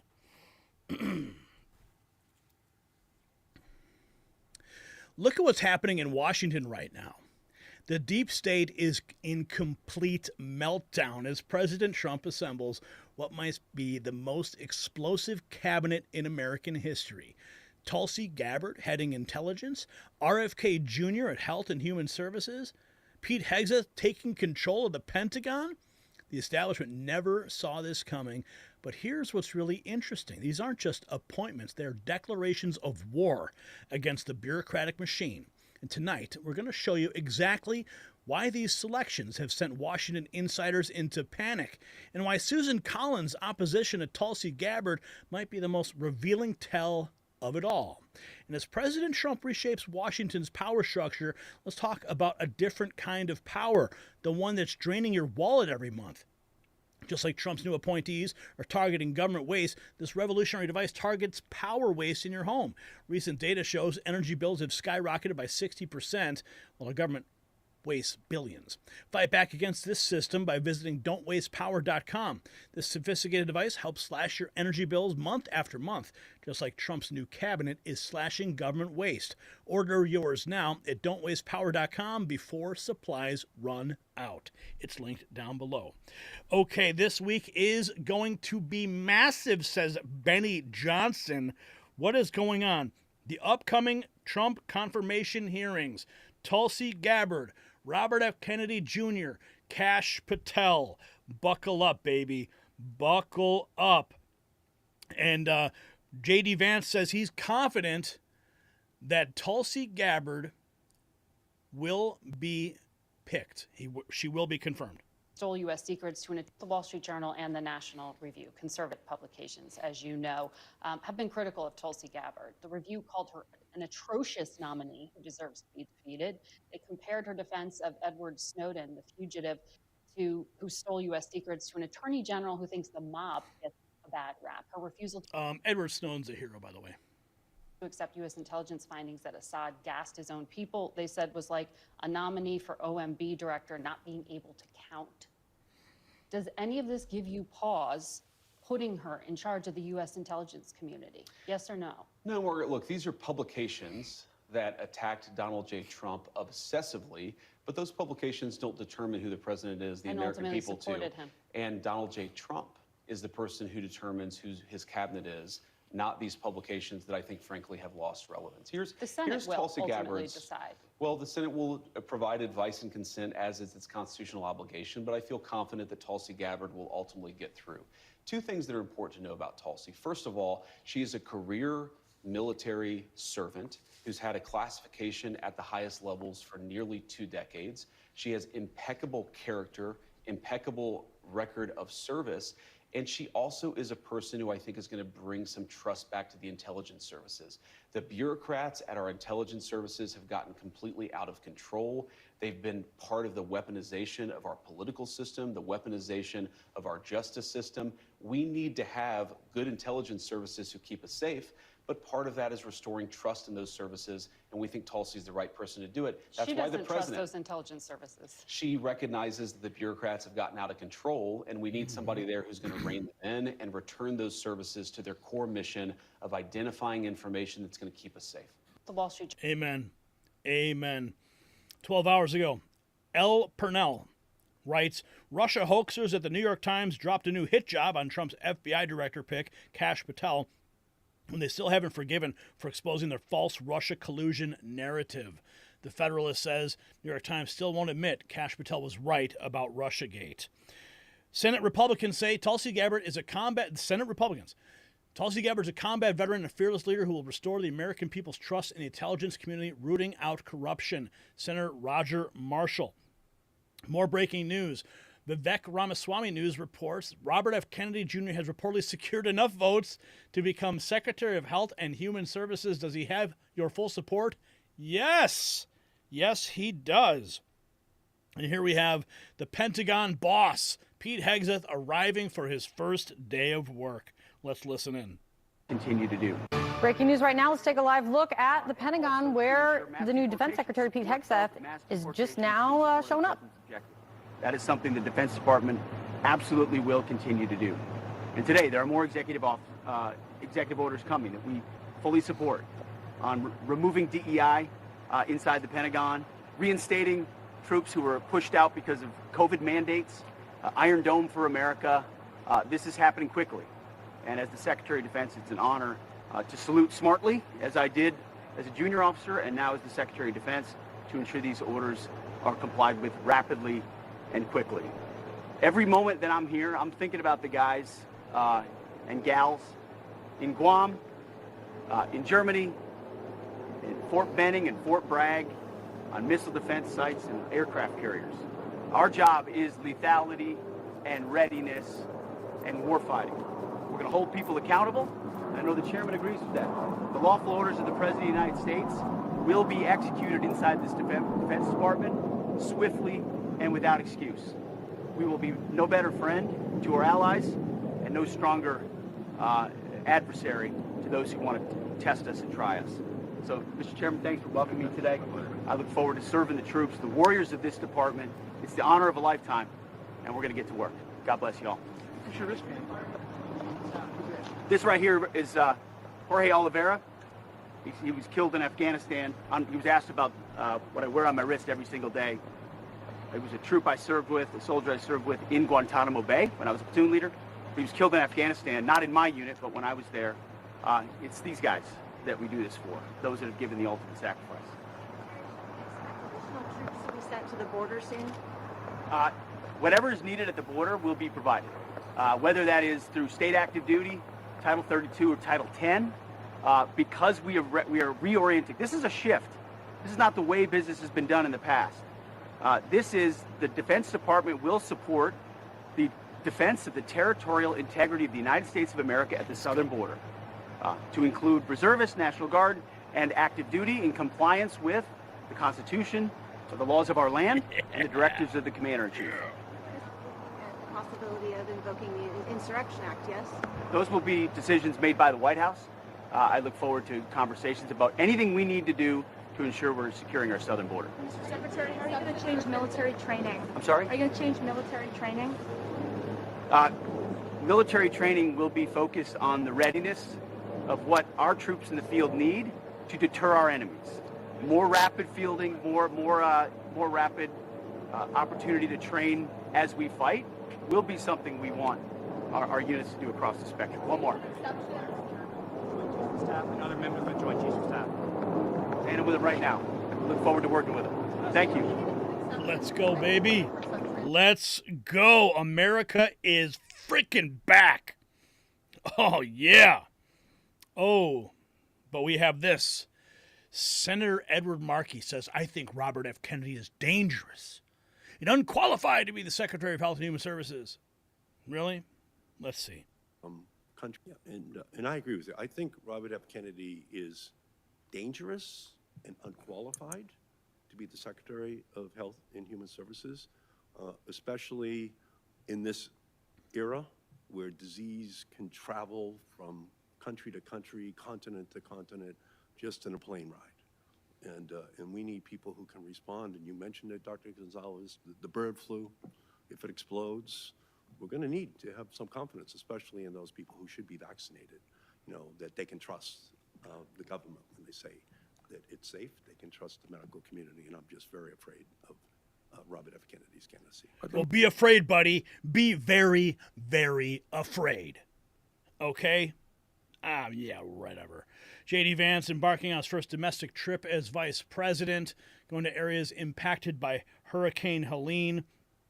J.D. Vance arriving in Virginia and meeting with Virginia Governor Glenn Youngkin to visit Damascus, which was hard hit by Hurricane Helene. Kash Patel might be Trump's most dangerous nominee, says Chris Murphy. He wants to use the FBI to target a political enemies list. Like Trump, he thinks the number one enemy of our nation isn't China or Russia, it's Democrats. Yeah, he's not wrong, though. He ain't wrong. Exaggerating, but Donald Trump said during the campaign that the number one enemy of the United States is what he called the enemy within. Kash Patel believes the exact same thing. And you can choose to believe that Trump was lying, right? And there's a chance that he was exaggerating. But you can also look at all the things that have happened since he said that, including the nomination of Kash Patel to be the head of the FBI, and come to the conclusion that that's actually what we're watching happen, is our government decide that the number one enemy isn't China or Russia or Al-Qaeda or bank robbers or murderers or arsonists, but the political opposition. Senate Democrats. Donald A message Trump from your said Senate during the Democrats. campaign. Yeah, Chris Murphy, buckle up. You're probably on that list too, so you better get your papers in order for when those warrants come knocking on your door. Raise your hand if you think Tulsi Gabbard should be the next Director of National Intelligence. Tap 1 below if you believe she should be the one. Liz Churchill, call your senators to ensure they confirm RFK Jr. and Tulsi Gabbard. The deep state fears these American patriots. This is Colonel Tulsi Gabbard, the next Director of National Intelligence. Look at her. Yeah, she can handle it. She can handle it. Go Tulsi. Whoa. Look at the gun. Damn, girl. She's rocking. Pete Hegseth is on the march. Senator Susan Collins expresses she might not vote for Tulsi as Director of National Intelligence. Well, that doesn't surprise me because Susan Collins is just a rhino who needs to be primaried immediately. Hegseth also, DEI gone at the Defense Department. Pete Hegseth reporting here. The president's guidance, lawful orders, is clear. No more DEI at the Department of Defense. The Pentagon will comply immediately. And this looks like the memo he put out. DOD is not equal to DEI. No exceptions, name changes, or delays. Those who do not comply will no longer work here. SecDef 29. Buckle up, baby. America is back. God, I cannot wait for RFK to be the Health and Human Services. Here's another one from Holden Collada. This is one of the most important videos on X. Tulsi Gabbard's confirmation hearings start in 2 days. She's been smeared as a traitor and placed on a warrantless surveillance list by Biden Harris, all because she refuses to back the endless war machine. Arlington Cemetery. Thank you. Thank you, Mr. President. Aloha. I know we got Hawaii in the house here. There we go. It is a privilege to be here with all of you, my brothers and sisters in uniform, especially on this day of all days. I had the privilege of joining President Trump this morning at Arlington Cemetery, where he joined 2 Gold Star families and loved ones of Staff Sergeant Hoover and Sergeant G, both of whom were 2 of the 13 killed in the Abbey Gate attack 3 years ago today in Kabul. And I can tell you, as we were there, as he laid a wreath at the tomb of the unknown soldier, joining these Marines' loved ones, I felt the sorrow that he shared with them in their loss. I felt and saw his sincere appreciation for these servicemen and women who paid the ultimate price and their loved ones who continue to grieve to this day. This is personal for me, as I know it is for so many of you here. This is real. It's not just words. I first deployed to Iraq in 2005 with the Hawaii Army National Guard as a member of Charlie Med.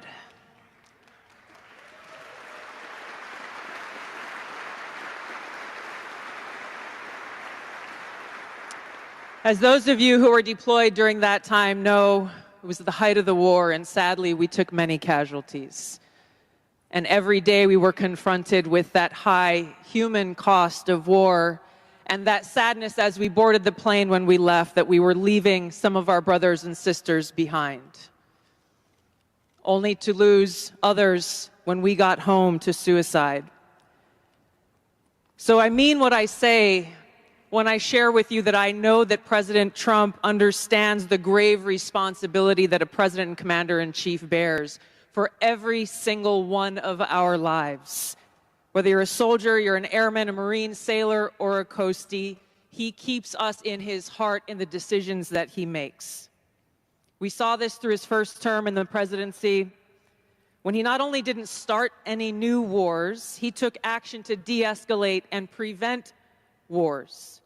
He exercised the courage that we expect from our commander-in-chief in exhausting all measures of diplomacy, having the courage to meet with adversaries, dictators, allies, and partners alike in the pursuit of peace, seeing war as a last resort. The truth is, as we head towards our decision as a country in November, the same cannot be said about Kamala Harris. In fact, the opposite is true, and we're living through this reality today as this administration has us facing multiple wars on multiple fronts and regions around the world, and closer to the brink of nuclear war than we ever have been before. This is one of the main reasons why I'm committed to doing all that I can to send President Trump back to the White House, where he can once again serve us as our commander-in-chief.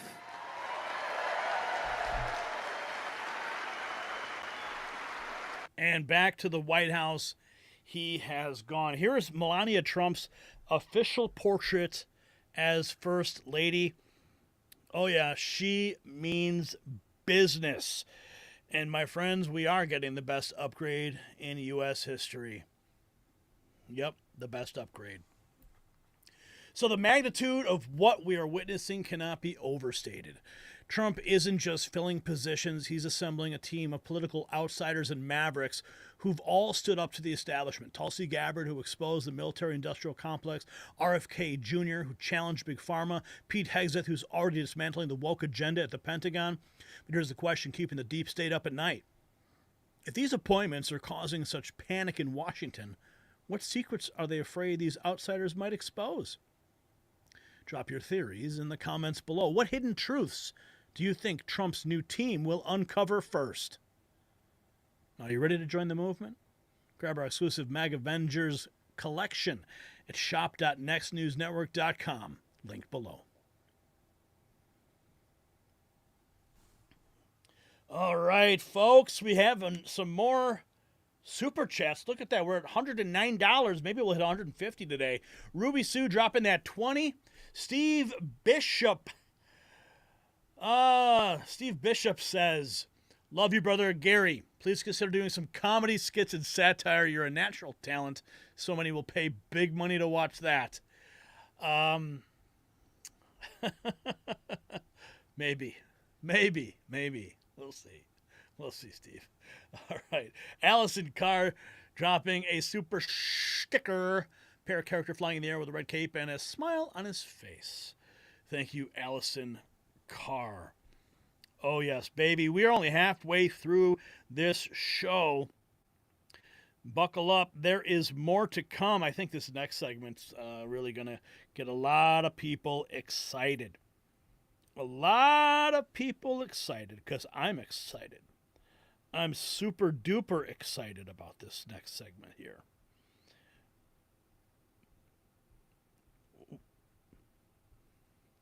Oh, Brian, I think people don't care about the child tax credit as much as they care about all the taxes they pay. Come on. I mean, come on. Think about how much money they collect. The child tax credit's a drop in a bucket. That's just designed to incentivize people to file. Okay. I love you, Brian. You know I do. Okay, here we go. Let's get this next topic in the can. When was the last time you saw the entire IRS bureaucracy trembling? Because that's exactly what's happening right now. President Trump just dropped a bombshell. It's sending shockwaves through the halls of power. He's not just reforming the IRS, he's talking about eliminating it entirely. And remember those 88,000 new IRS agents that Biden hired? They're either getting pink slips or Border Patrol badges. But here's the part they don't want you to know. Trump's no tax on tips announcement in Las Vegas isn't just about helping workers. It's the first step in a complete overhaul of how America thinks about taxation. And just like President Trump is lowering the pressure of taxation on Americans, it's time to talk about lowering your blood pressure naturally. An incredible 2024 study reveals that nearly half of all Americans have high blood pressure, much like how half of Americans are stressed about IRS overreach. That's why I trust this powerful formula packed with clinically proven all-natural ingredients. Visit Boost with Gary today and take control of your health while Donald Trump takes control of our tax system. Get up to 40% off during the special offer. That's boostwithgary.com. Take back your health just like we are taking back our tax system. My friends, I just got to say this. Personally, this is an issue that is very close to my heart. As you know, in my early days of street activism, working alongside Aaron Russo and Congressman Ron Paul, and pushing back against the IRS and the Federal Reserve System and the Fed, taxation is theft. These are my core beliefs. And now we finally have a president with the balls to enact these positions. And the IRS needs to go. Check out this meme right here. Yeah, here it is. The Department of Defense, we lost $2 trillion. The IRS, okay, we spent $1.75 billion in Ukraine. IRS, Venmo, mom sent you $601. Accept or decline. The IRS is like, yeah, we're going to go after you, right? That sums it up in a nutshell. And here's what President Trump just said a few hours ago while he was meeting with congressmen in Miami. Time for the United States to return to the system that made us richer. He is not holding off. He's not holding back on this. He has been talking about this. He was talking about on the campaign trail, and now he's been elected. He's moving forward with this agenda. And this is the message he gave to Congress, Republicans in Congress today in Miami. Listen. America is going to be very rich again, and it's going to happen very quickly. It's time for the United States to return to the system that made us richer and more powerful than ever before. Do you know the United States in 1870 to 1913, all tariffs, and that was the richest period in the history of the United States, relatively speaking. In other words, relatively. And they set up the Great Tariff Commission of 1887, and this commission had one function: what to do with all the money that we took in. It was so enormous that they had no idea. It was a blue ribbon committee. It was set up 1887, and what to do with all of the money that we had. And again, Teddy Roosevelt was a beneficiary, because when McKinley was killed, he took over this vast sum of money, and he did all of those national parks and all of the other things. And I'm not knocking him, but he was given a vast amount of money, and that was all made through tariffs. We had no income tax. The income tax came in 1913. As I said in my speech last week, instead of taxing our citizens to enrich foreign nations, we should be tariffing and taxing foreign nations to enrich our citizens. Does that make sense, right? The External Revenue Service is what he plans to call it. And did you hear about this? Now, this came out last year, but we're talking about the IRS, and we need to really impress just how dangerous this organization is. The IRS is using artificial intelligence to access bank accounts of American citizens without a warrant. Now, this was during the Biden administration. Listen. Have access. What we have learned is that the IRS, in fact, has been using AI to access bank accounts of American citizens without any kind of a search warrant, or even without any specific claim that they have committed a crime. Now, this is Senator Harriet Hageman of Wyoming. So this was something that was discovered by an undercover journalist, and what they found is that the IRS has claimed that they have access to every single person's bank account This person also indicated that they've been working with the Department of Justice and that they have absolutely no problem whatsoever going after the little guy to make sure that they are paying their taxes. This is such a blatant violation of the Fourth Amendment that Jim Jordan and I sent a letter to the IRS demanding that they provide additional information about what they are doing with AI and what they are doing to protect the civil rights of American citizens. So, Congresswoman, what's the end game here? Because at the end of the day, you can't put the AI genie back in the bottle, and it's so easy to use these technologies in the way that you're suspecting the IRS is. How do you protect American citizens and our constitutional rights? Well, one of the things is we need a new administration in November because this administration has been absolutely lawless in terms of its surveillance of us, of members of Congress, of local officials, of people who are protesters, of voters. This administration has completely ignored the Bill of Rights, whether it's the First Amendment, the Fourth Amendment, the Fifth Amendment. They have weaponized the government against us. So one of the things we have learned.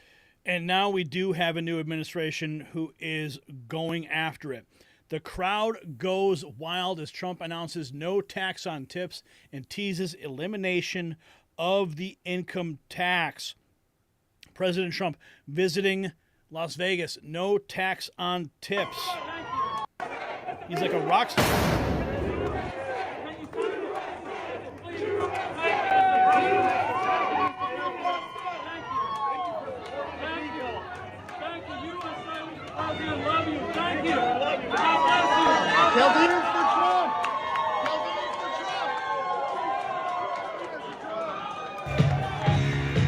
The guy is a rock star wherever he goes.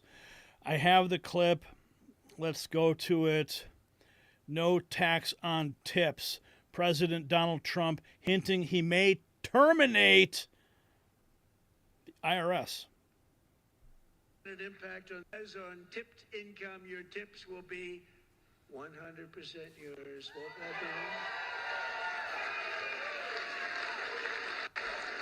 Joe, Governor, do you think that had an impact on the election? You do? Like what, a half a point?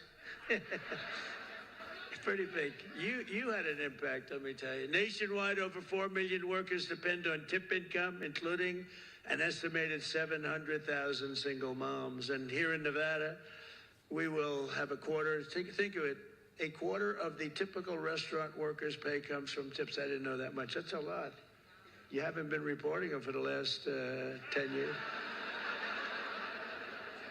So here's our deal. We're going to have no tax on tips from now on, but we're going to go after you viciously for all the money you didn't report for the last 10, 15. We're going to go after you for all the money you didn't report for. I'm only kidding. I'm only kidding. I have to say to the fake news because they're going to say Trump is after all restaurant workers.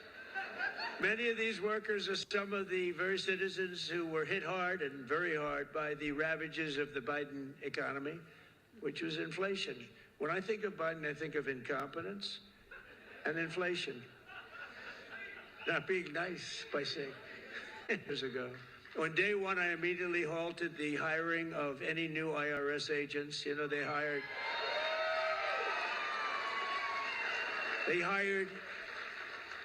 or tried to hire 88,000 new workers to go after you, and we're in the process of developing a plan to either terminate all of them or maybe we'll move them to the border. I think we're going to move them to the border. Well, they're allowed to carry guns. You know, they're so strong on guns, but these people are allowed to carry guns, so we'll probably move them to the border. Yeah. She said no tax on it. How about just no tax? We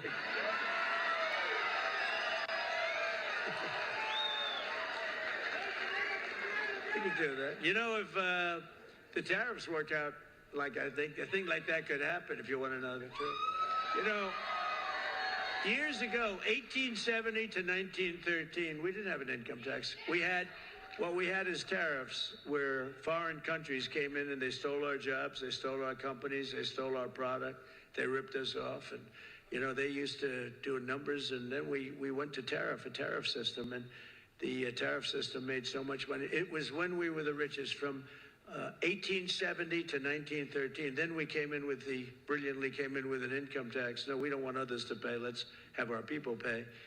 And then you had the Depression in 1928, 1929. I call it 1929. That was a bad time, but you didn't have tariffs, and you had tariffs that ended in 1913. But it was the richest our country ever was. That was President McKinley. In fact, we're renaming the mountain, Mount McKinley in Alaska. Buckle up, baby. Buckle up. It is happening. Here's that clip. This is the clip of that IRS agent. O'Keefe Media Group dropped it. Representative Harriet Hageman highlights OMG's undercover investigation during a House Judiciary Committee hearing. The investigation revealed an IRS official admitting that AI is used to surveil American bank accounts without warrants. Attorney General Garland, in March, Chairman Jordan and I sent you an oversight letter requesting documents and information following the release of an undercover video indicating that the DOJ was working with the IRS to use artificial intelligence to surveil bank accounts of Americans in a clearly unconstitutional manner. So actually right now we have a system that uses AI. It uses AI? Yep, to target like potential like abusers. Is it constitutional to do that? I doubt it. The undercover video featured an IRS official privately admitting that the IRS had been using AI to spy on Americans' bank accounts en masse in real time. They see the amount in your bank account, yes.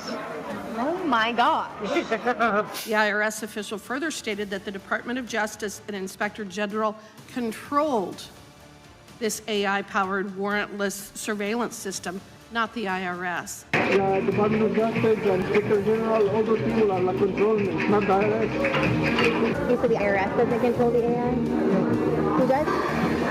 The Department of Justice and the Inspector General. Attorney General, would you agree with me that if the federal government were operating this form of financial surveillance program, there would be serious Fourth Amendment as well as other statutory and civil rights implications, considering that there is no individual probable cause and no search warrants are being obtained?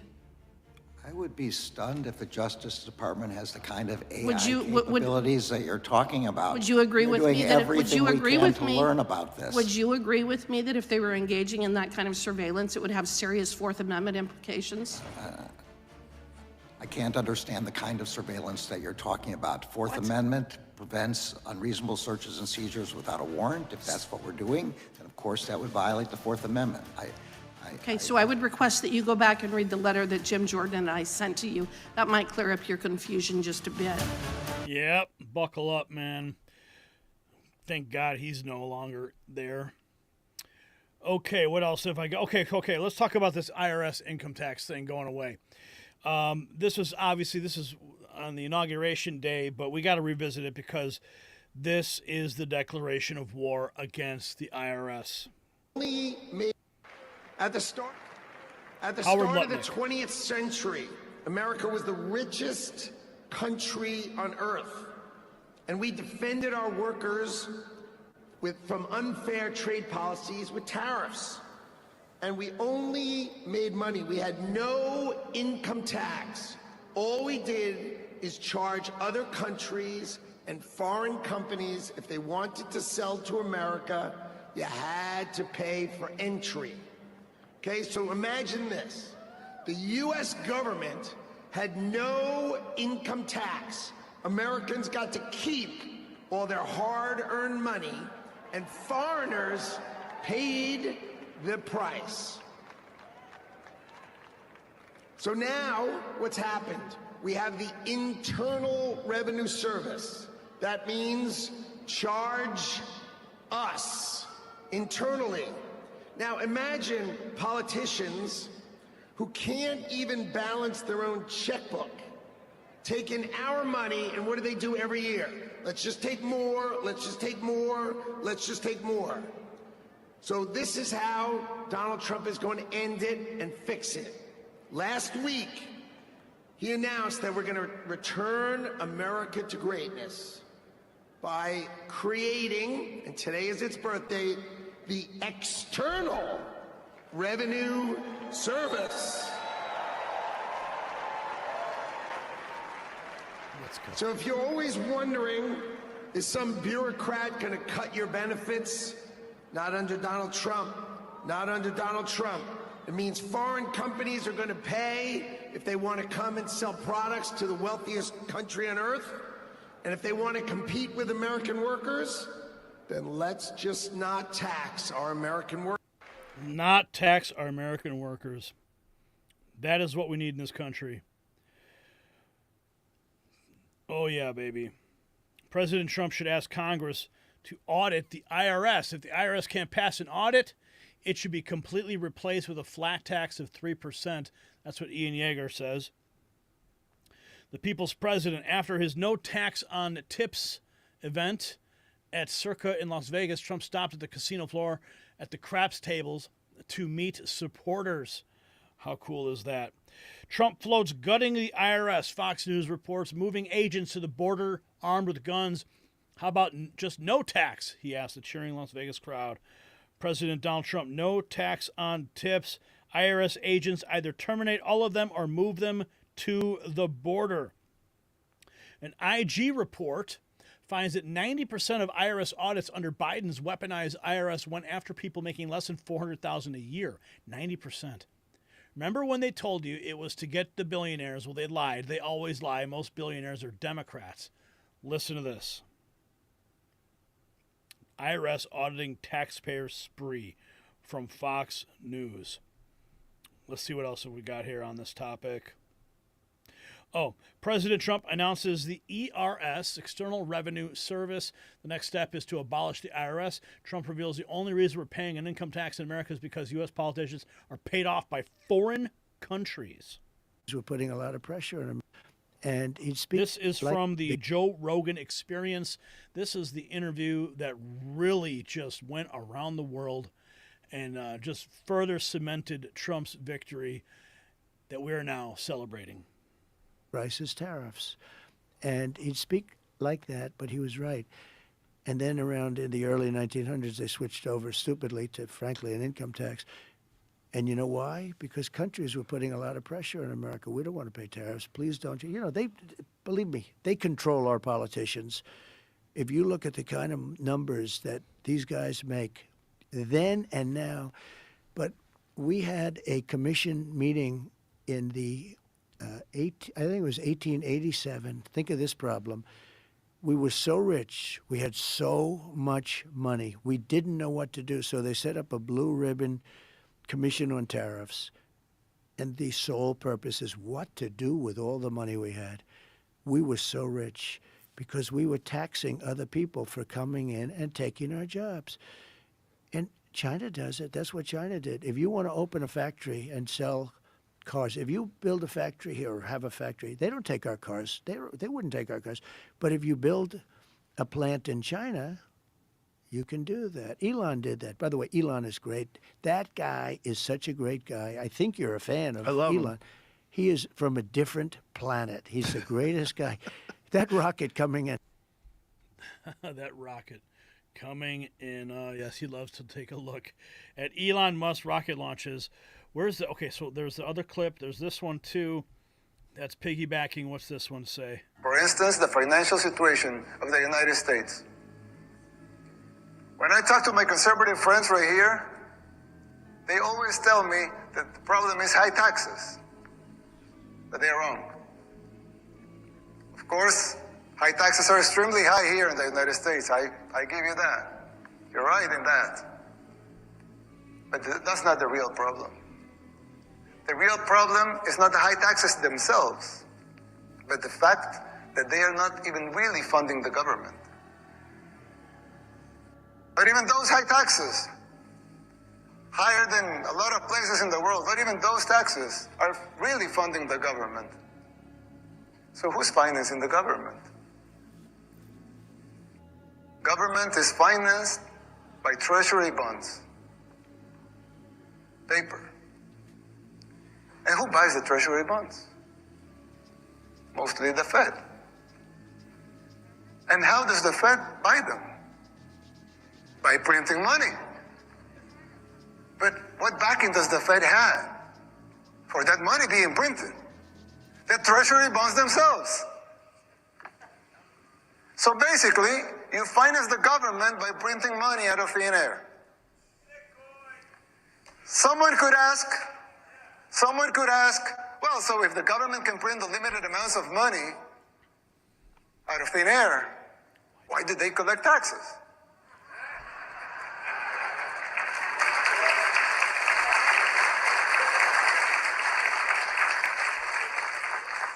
I mean, in theory, it would make sense, right? If they can print unlimited amounts of money, why would they need taxes for?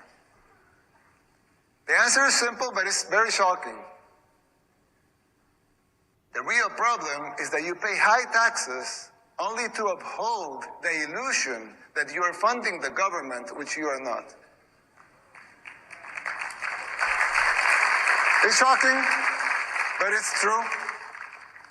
The government is funded by money printing, paper backed with paper, a bubble that will inevitably burst. The situation is even worse than it seems, because if most Americans and the rest of the world were to become aware of this farce, confidence in your currency would be lost, the dollar will fall, and the Western civilization with it.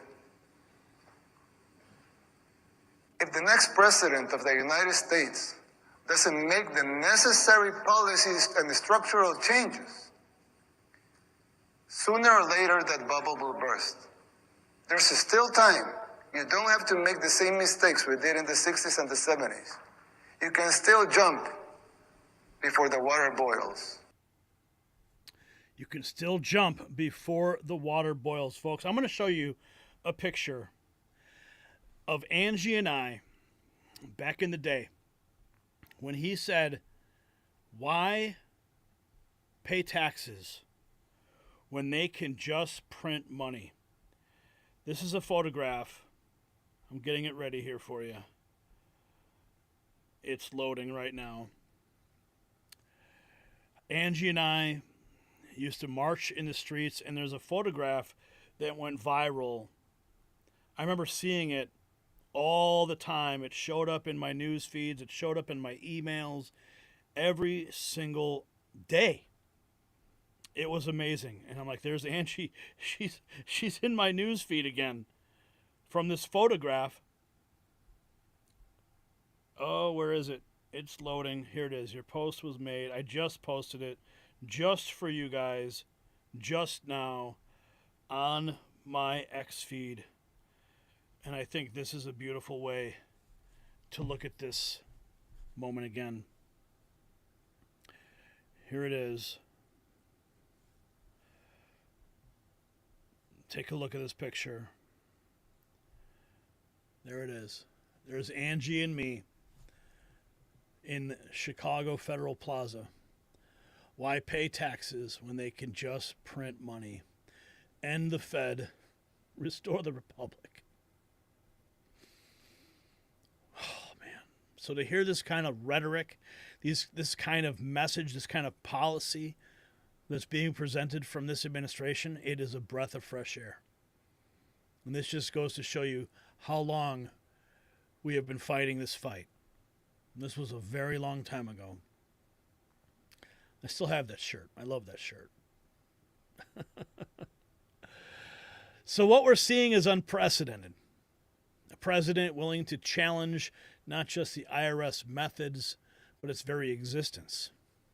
Trump's vision of replacing income tax with high tariffs isn't just a policy change, it's a complete reimagining of American taxation. The establishment's panicking as Trump proposes moving thousands of IRS agents to border security, effectively transforming tax collectors into border protectors. But here's the question that's making Washington insiders very nervous. If America could function for most of its history without an income tax, why are they so desperate to convince you that we can't live without it now? Share your thoughts in the comments below.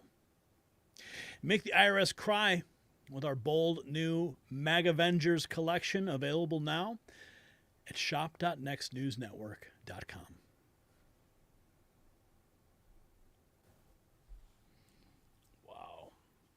that picture, man. That picture right there. Angie and me. Wow. Man, I'll never forget that. Never forget that. Okay. Leda Proudmore dropping 1999. Asking a question. What do you think will happen when the IRS is eliminated? I think that people all over the country will celebrate. I think that's what will happen. Now, the only way it will really happen is if he's able to execute this tariff program with force, with a lot of force, and it has to bring in a lot of revenue to make it worthwhile. So we'll see what happens. But just pray that it does. Pray that it does. Okay, let's take a look at our next topic of the evening. Okay.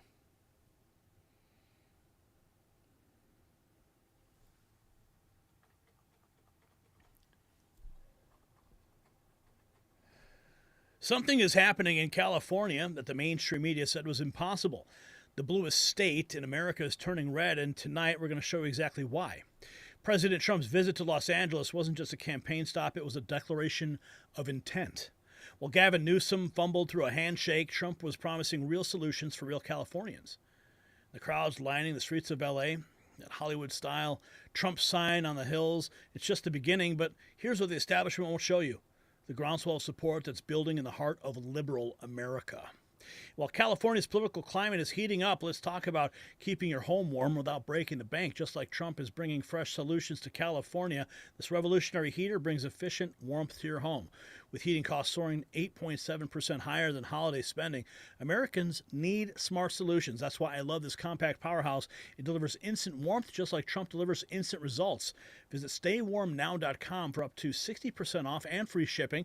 Don't let skyrocketing energy costs freeze you out while California's political landscape is heating up. Okay, J.D. Vance, we got a lot of ground to cover now. Before we get to California, it's important to point out J.D. Vance is wheels down in Damascus, Virginia, another zone of disaster. And President Trump and Vance, this is from Libs of TikTok and RSBN. President Trump and Vice President Vance have not forgotten about the American people. Right, I'm sure going over everything that they're highlighting, and we'll go there now to the Vice President coming off of Air Force Two. So there's J.D. Vance, wheels down in Virginia, going there to do what Joe Biden failed to do.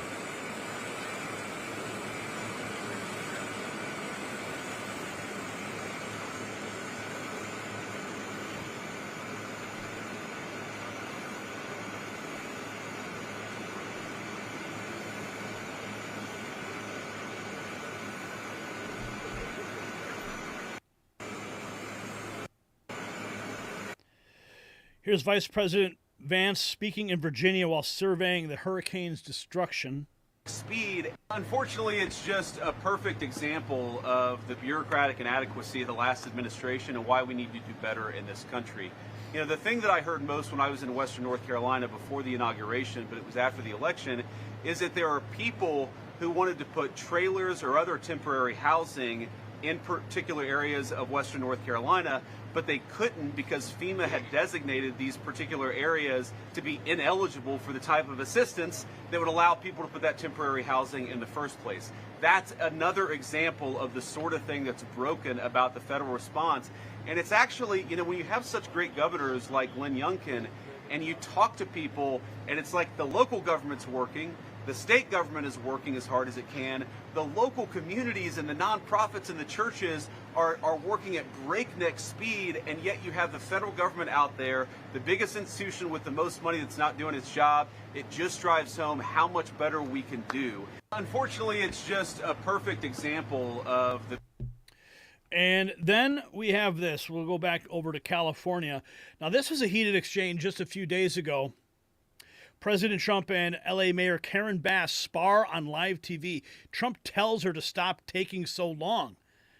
And this is the moment that we've all been waiting for. Karen Bass getting put in her place by President Trump. Yes, we're bringing our city departments together so that people don't get caught in the loop of going from one room to the next. We want them all to be in the same room so that you can get busy rebuilding ASAP. Absolutely. Yes. Yes. And we will clear the lots, absolutely, in the city and in the county. We are working together. Both levels of government are working in unity.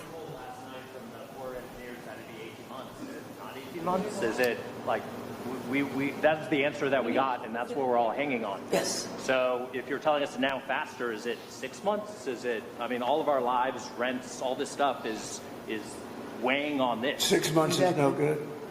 And the number one thing that we are going to do immediately, and you will see this happen, is to clear out the debris. And you know, we're concerned right now over the weekend because of the potential rain, but we are going to move as fast as we can, but we want you to be safe, and we want you to be back in your homes immediately. But the people are willing to clean out their own debris. It doesn't Yes, cost and a they lot. can, You and should they are let them able do to- it, because No, by the they time you can do hire that. contractors, it's Right. going to be 2 years. If a family... The people are willing to get a dumpster and do it themselves and clean it out. And they can There's do not that much left. It's all incinerated. That's right. And, you know, it's just going to take a long time if you do. You can do some of it, but a lot of these people, I know that guy right there that's talking. I know my people. You'll be on that thing tonight, throwing the stuff away, and your site it'll look perfect within 24 hours, and that's what he wants to do. He doesn't want to wait around for 7 months till the city hires some demolition contract that's going to charge him $25,000 to do his lot. I think you have emergency powers just like I do, and I'm exercising my emergency powers. You have to exercise them also. I did exercise them. Because I looked, I mean, you have a very powerful declaration. emergency power, and you Yes. can do everything within 24 hours. Yes. And if individuals want to clear out their property, they can. Well, yes, but you know that you will be able to go back soon. Mr. President. We think within a week. That's a long time, a week. I'll be honest. To me, everyone's standing in front of their house. They want to go to work, and they're not allowed to do it. And the most important week thing is is a for long people time. to be safe. Now watch. She just said, I want people to be safe. Now watch. Her microphone gets taken from her. And everyone's like, oh no, her microphone didn't get taken from her. It was just being passed to the next person. Well, the next person got skipped over. Watch closely. Watch her mouth off, and then watch the microphone get taken, and she kind of like looks. I got a close-up of that we can look in a second, but watch. Mr. President. We think within a week. That's a long time, a week. I'll be honest. To me, everyone's standing in front of their house. They want to go to work, and they're not allowed to do it. And the most important week thing is a for long people time. to be safe. They're safe. They're safe. You know what? They're not safe. They're not safe now. They're going to be much safer. A week is actually a long time, the way I look at it. I watched hundreds of people standing in front of their lots, and they're not allowed to go in. It's all burned. It's gone. It's done. Nothing's going to happen to it. It's not going to burn anymore. There's nothing to burn. There's almost nothing to burn. And they want to go in. The people are all over the place. They're standing, and I say, why aren't you going in? We're trying to get a permit, and the permit's going to take them. Everybody said 18 months. You said 18 months. You said 18 months. Last night. And that was last night. On that. We can't even see our homes right now. We are blocked from entering our streets. Right. We can't even. This is our first time we saw our house. It was yesterday. We're bringing. Oh, and we have some footage here of Donald Trump. Yeah, there it is. There's Donald Trump talking with Karen Bass right there. You can see it repeatedly. But no, seriously, this is the moment. She's like, oh wait, oh you took my microphone. Oh no, you took my mic. Oh, she looks at it. She's like, oh, her little tongue sticks out like, oh my goodness, you took my mic. I can't speak anymore. Oh, you took it. Oh, please. Yeah. Well, even after she said, oh yeah, you can go back to your homes and we're going to work it out, LA government is forcing fire victims to sit in line for over 5 hours to be given a pass to visit their homes. And this is what Trump called out Mayor Bass for, and she lied saying it wasn't happening. Well, here's the video. Yes, sir. I haven't been. And then after that, you're able to just go right in. But why can't I just go now? That's just my order, sir. How long is the orange pass thing? I got to. I'm not sure if there's an expiration date or anything. No, but there's a line. I fully understand that, sir, but there's rules and protocols we got to follow. So it's January 27th. Yes, sir. I haven't been able to get to my house. Yes, sir. For 20 days. I fully understand that. And it's right down there. It's about 1 minute over there. Yes, sir. And here's my address. Yeah, I fully understand that. So you want me to go wait in line for 2 hours? Sir, that's what they're told. That's what we're told to advise, sir. You have to go down to where he's telling you, to zone 3, and then you get the pass. Once you get the pass, you're able to come up. But there's like a mile wait to get into zone 3. I understand, because there's all the people that are trying to get the passes. But Right. that's what in order for you to get by, past this checkpoint, you need to get that pass. Right, but President Trump and Mayor Bass said that we could go. Trust me, I understand. I'm just telling you what we were advised by our command Okay. posts. They're telling you the same thing. They were Yeah, advised by I'm their not giving you command guys a hard posts. time. No, I know. And I appreciate your service. Yeah. Thank you, sir. And we greatly appreciate it. But that's unfortunately one of the things that you have to do. Okay, Is go so- get a pass. So I'm back, and it's now January 27th at 9:50 in the morning, and I have to go wait in a multi-hour, probably 5-hour line to get a pass to go to my house. That is correct. Okay, thank you guys. Yes, Thank sir. you for your service. I wish you the best, okay? Thank you. My house is about 1 minute ahead. And then Unbelievable. Unbelievable. Now, here's the moment when President Trump met with Gavin Newsom for the first time, his patented power handshake, pulling in Gavin Newsom, showing him who is the real boss. There's the power shake right there. Ah, yeah. Yeah. Who's the boss now? Okay. We got Vance in Virginia, Trump. The First Lady, okay, this was posted 15 hours ago by the Trump White House. The First Lady and I are in California to express our great love for the people of California. I'm going to give you everything you want. I'm going to be the president that's going to help you fix it. And 2.5 weeks ago, over 100-mile-an-hour winds transformed the Palisades fire and other areas too into absolute infernos of death and destruction. First Lady and I are in California to express a great love for the people of California. The people are so amazing, and your fire department was so beautiful. I just want to thank you for your focus on bringing sanity to California, water and fire policy. There's no place that needs a revolution in common sense quite like California. I'm signing an executive order to open up the pumps and valves in the north. We want to get that water pouring down here as quickly as possible and let hundreds of millions of gallons of water flow down into Southern California. We should not have to rely on buckets to put out a fire. You were talking about the need to better manage our forests and our wildlands to prevent this from happening again. And you were so right about that. I wanted to thank you for your loyal support to our military, our police officers, and especially our firefighters. Mr. President, I just wanted to say paradise is coming back because of the help that you gave us. And we really want to thank you for that. I'm going to give you everything you want. I'm going to give you more than any president would have ever given you. Most presidents wouldn't be here, number one. They certainly wouldn't be here after 3 days. We're going to come back, and you'll come back as much as you need. But I'm going to be the president that's going to help you fix it. I'm going to be the president that helps you fix it. And here is, have you seen this? These strange help signs are showing up that can only be seen from a helicopter or a plane in Los Angeles. And people are trying to figure this out. It's a mystery that needs to be uncovered, and I know that we're going to find out answers real soon. Taking a look at another disaster zone. This was posted a day ago. More horrific stories are beginning to emerge out of western North Carolina after President Trump's visit. Heaven on the Hill confirms over 50 families have been living like refugees for 4 months, relying on donations of food and propane to make ends meet.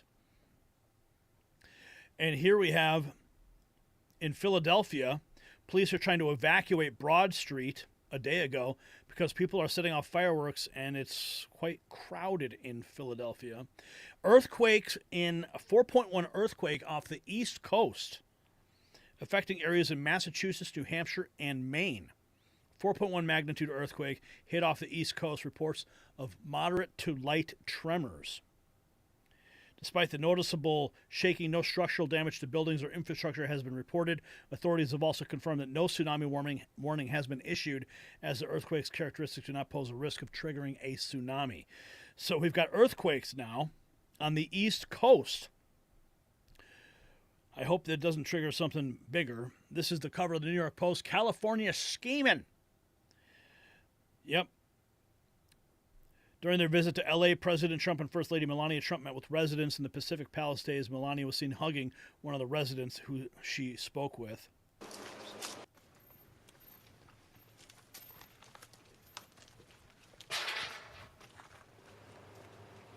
This is KNX News 97.1 FM.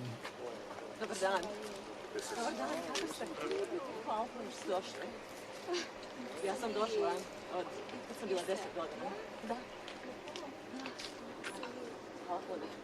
Dobro, bili smo bolje.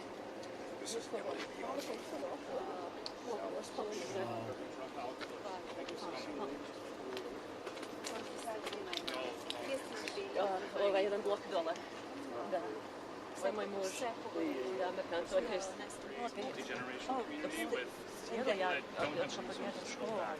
And I think that a lot of people feel that we've been kind of abandoned and let down by local leadership. The fire department's been amazing, but they need more resources. And in order for us to go back, we need better infrastructure. We need to make sure this will never happen again. Yeah. President Trump making change happen already, and it's beautiful to witness. Here's that Trump sign. Trump supporters in Los Angeles have lined the streets to welcome Trump to the city. They put up a Hollywood-style Trump sign on the Hill. California is becoming Trump country. This is from Karen, L.A. Look at this crowd there to meet President Trump.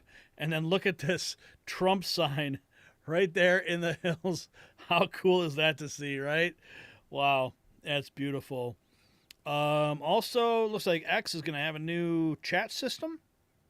Premium X chat. Not sure what that's about. Also, we have some really unfortunate news.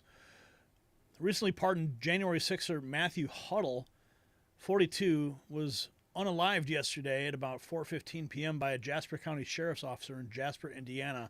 Happened during a traffic stop. They said he was resisting arrest, and he had a...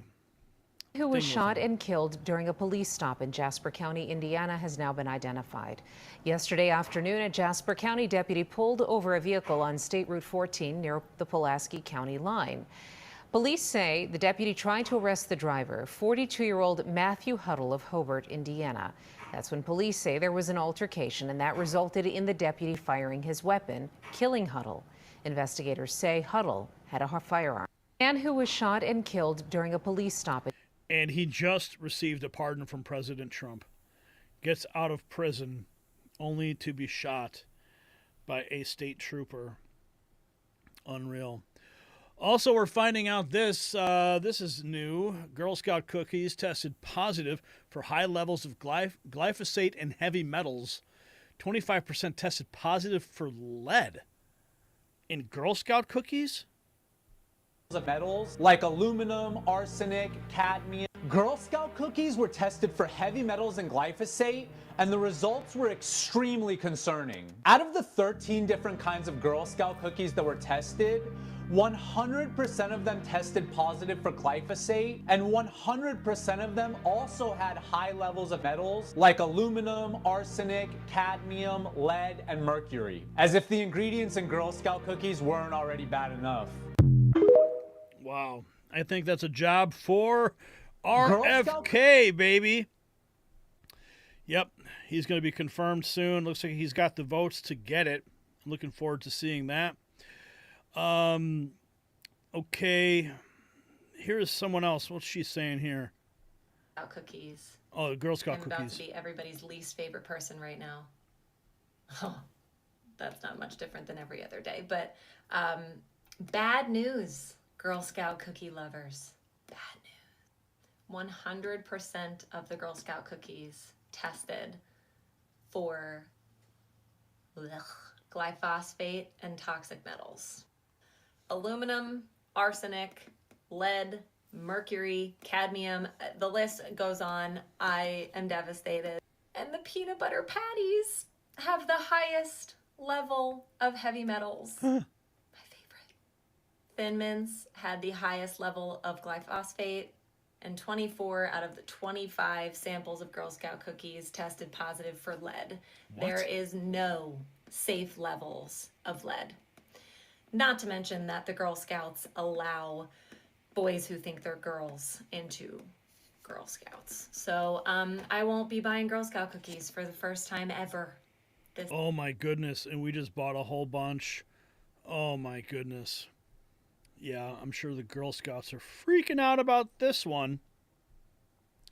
So we got earthquakes, we got horrible temperatures hitting the South.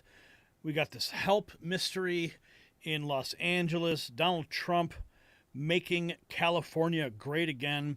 Vance in Virginia. And big changes are happening as President Trump slaps down Karen Bass. So the transformation we're witnessing in California is seismic, from Pacific Palisades to the Central Valley. Trump's message of American restoration is resonating with voters who've been abandoned by their own state. Even Melania's genuine connection with local residents are showing a human side that's cutting through years of media propaganda. But here's the question that's making Democrat strategists lose sleep. If California, the crown jewel of progressive politics, is starting to embrace Trump's America First message, what does it tell you about the true state of the Democrat Party's grip on power? Drop your predictions in the comments below. Will California be the biggest political flip in American history? And make California red again with our exclusive MAG Avengers collection at shop.nextnewsnetwork.com. It's linked below. All right. I did see a comment from somebody who said they don't like the new format because the audio levels are not consistent. And we will work on that, I promise you. Before the show today, we had to do some significant changes to some of our computers and how everything is connecting and bringing all this stuff to you. Oh, it's a lot of chasing lines and setting up adapters and all kinds of things just to make everything function and flow. We've had a lot of problems lately, as you guys have seen, with the internet and whatever. So along with that, we had to change our audio capture system, and we're going to try to continue to fix that. So, Brian, just take note of some of the comments that we're receiving here. And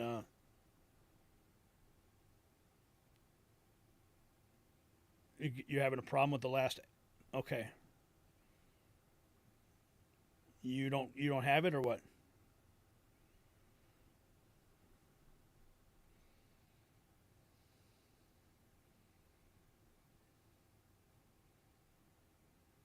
Which one is it you're talking about here? Well, I don't know what the last one is. Can you tell me what the last one is? Okay. Your sound variation is dreadful, says Sherry. I'm sorry, Sherry. Make audio great again. Okay, David. We'll work on it for the next guys. Sorry, you know. What happened to the drones? Any news on them? We're working on that. Trump's supposed to release a position. We're going to find out soon. Juan says the sound's always good. Ides of March, I'm craving red dye. Those some damn good cookies, but now they got to go. I don't like taking food from our babies to feed illegals anymore. Clean up Oregon. Move away from Microsoft. Start using Linux, Microsoft. They can control a lot of your brains, says sure you. When they crawl into bed with Satan, Trump showing up, do you think they will turn away from their ways? Format good, audio good. Gary, I hope Trump created his own deep state in case something happens to him. Got to make your own chocolate mint cookies. C says my sound is perfect. David Gray says it was a joke. I don't care about the audio. Well, we want to make sure everyone has a good experience when they're watching the show. That's where. Okay. Move your mic closer. Is it my audio that's low? Some of the video clips I know had low volume. I know that because I could hear it in my ear. Justin says sound is good. When you play a video, some are extremely loud or low in volume. Great show. Well done, sir. Wojak. God is good all the time. Amen. Audio is fine to me, says Dennis. Your audio is fine, says David. Windows does control your internet. It's been all over the place. No problems with the sound. Okay, I mean, it's like mixed. It's mixed.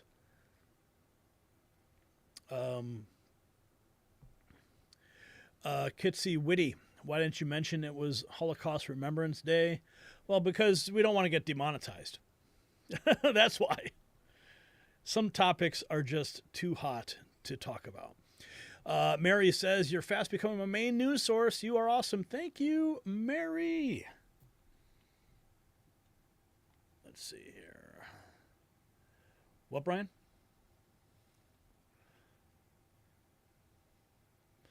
I think headphones is fine, but on TV you can tell. Uh-huh. Okay. Yeah.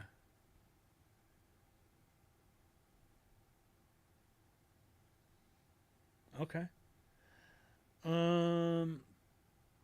Northwest Dave, we haven't had any problems with audio here in East Washington. Good show. I missed the beginning, so I missed my dance time. Well, duty to rebel. You can always scroll it back. I still get ads on YouTube yet. When they come, it blows out my speakers. Hope this helps. Not your audio. Breaking news. Trump said he changed the Democrats' pronouns to they gone. Robert says, I heard everything just fine. Audio is good on Rumble, says Woody, back in radio. Now they're stealing from the LAs. Good. I was a deputy. It was a deputy. Oh. Sound is way low on my computer. I have 4 speakers. Can hardly hear you, says CS. What, Brian?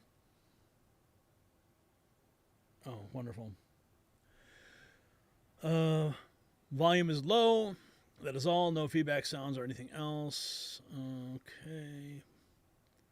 Blessings to you all. Please stay strong. I'm using my earbuds and my audio is all the way up and it's still coming in low. You want UFO stories? Get on with the show, says Leon. Well, Leon, I'm waiting for Brian to fix something. Big Jersey. Maybe they use iPhones or Apple computers. We use PCs. Thank you for the follow, Major Solace. Carolyn Rush. I can't hear you. Oh, my goodness. I'm so sorry. I have to ask, why do you always wear black and how many of those T-shirts do you... I have like 20 of these T-shirts. I got tired of wearing my suit, and I figured I would just wear something that was... I would always wear, like, just throw on my black T-shirt. Just keep it simple. Keep it consistent. Control panel and hunt. I'm not sure where the volume is coming from. The volume goes out to... My phone volume goes to this computer here. I don't know if there's any way to turn up the volume on my... I don't think there is. Australia. Sounds good over there. Where?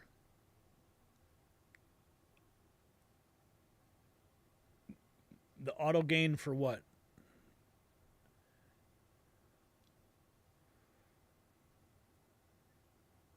It's been off this whole time? I thought it's been on. We always keep it on. Okay, we'll put it on for this. And put it on for me, too, my voice. Can you do that? Uh-huh. Okay. All right. Did you get that overlay, Brian? You think? Can you show it to me? Is that okay? Good, you got it. All right, thank you. All right, where were we? We're on week 2. Okay.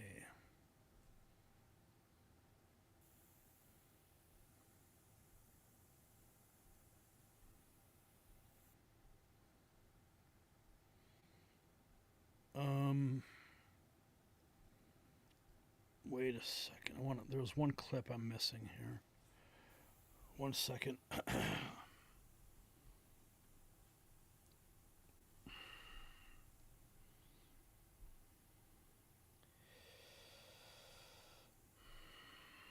see.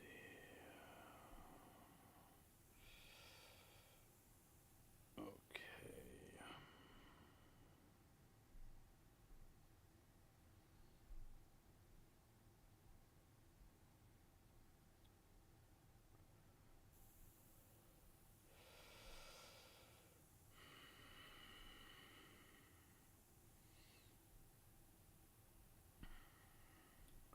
Just a second, guys. I just got to find one thing here.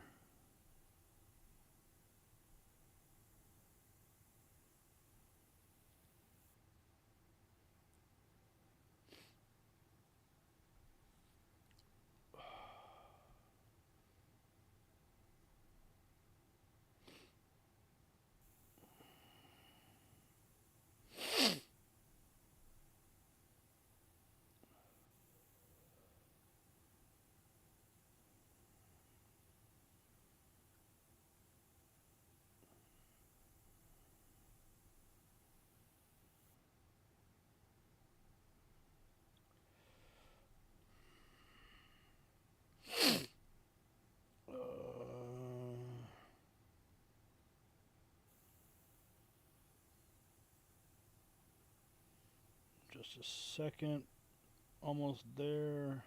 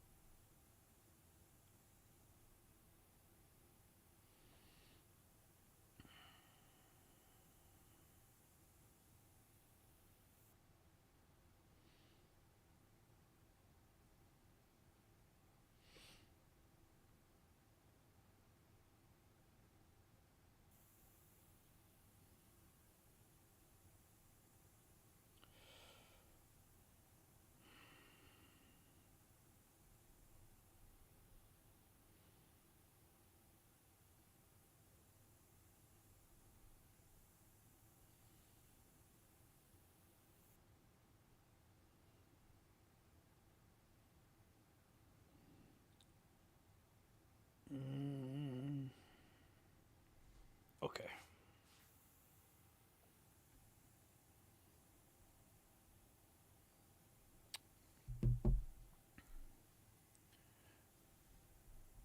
Okay, here we go. Deborah, $5. A great night, Gary. Love to be here.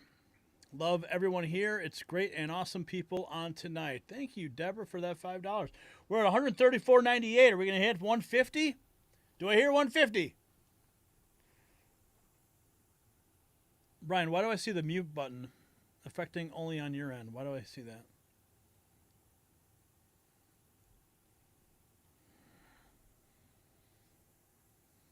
I don't know what it is. No, I've never seen this mute button before. Okay, let's start.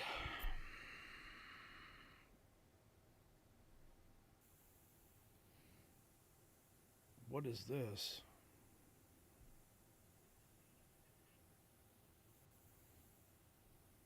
Okay.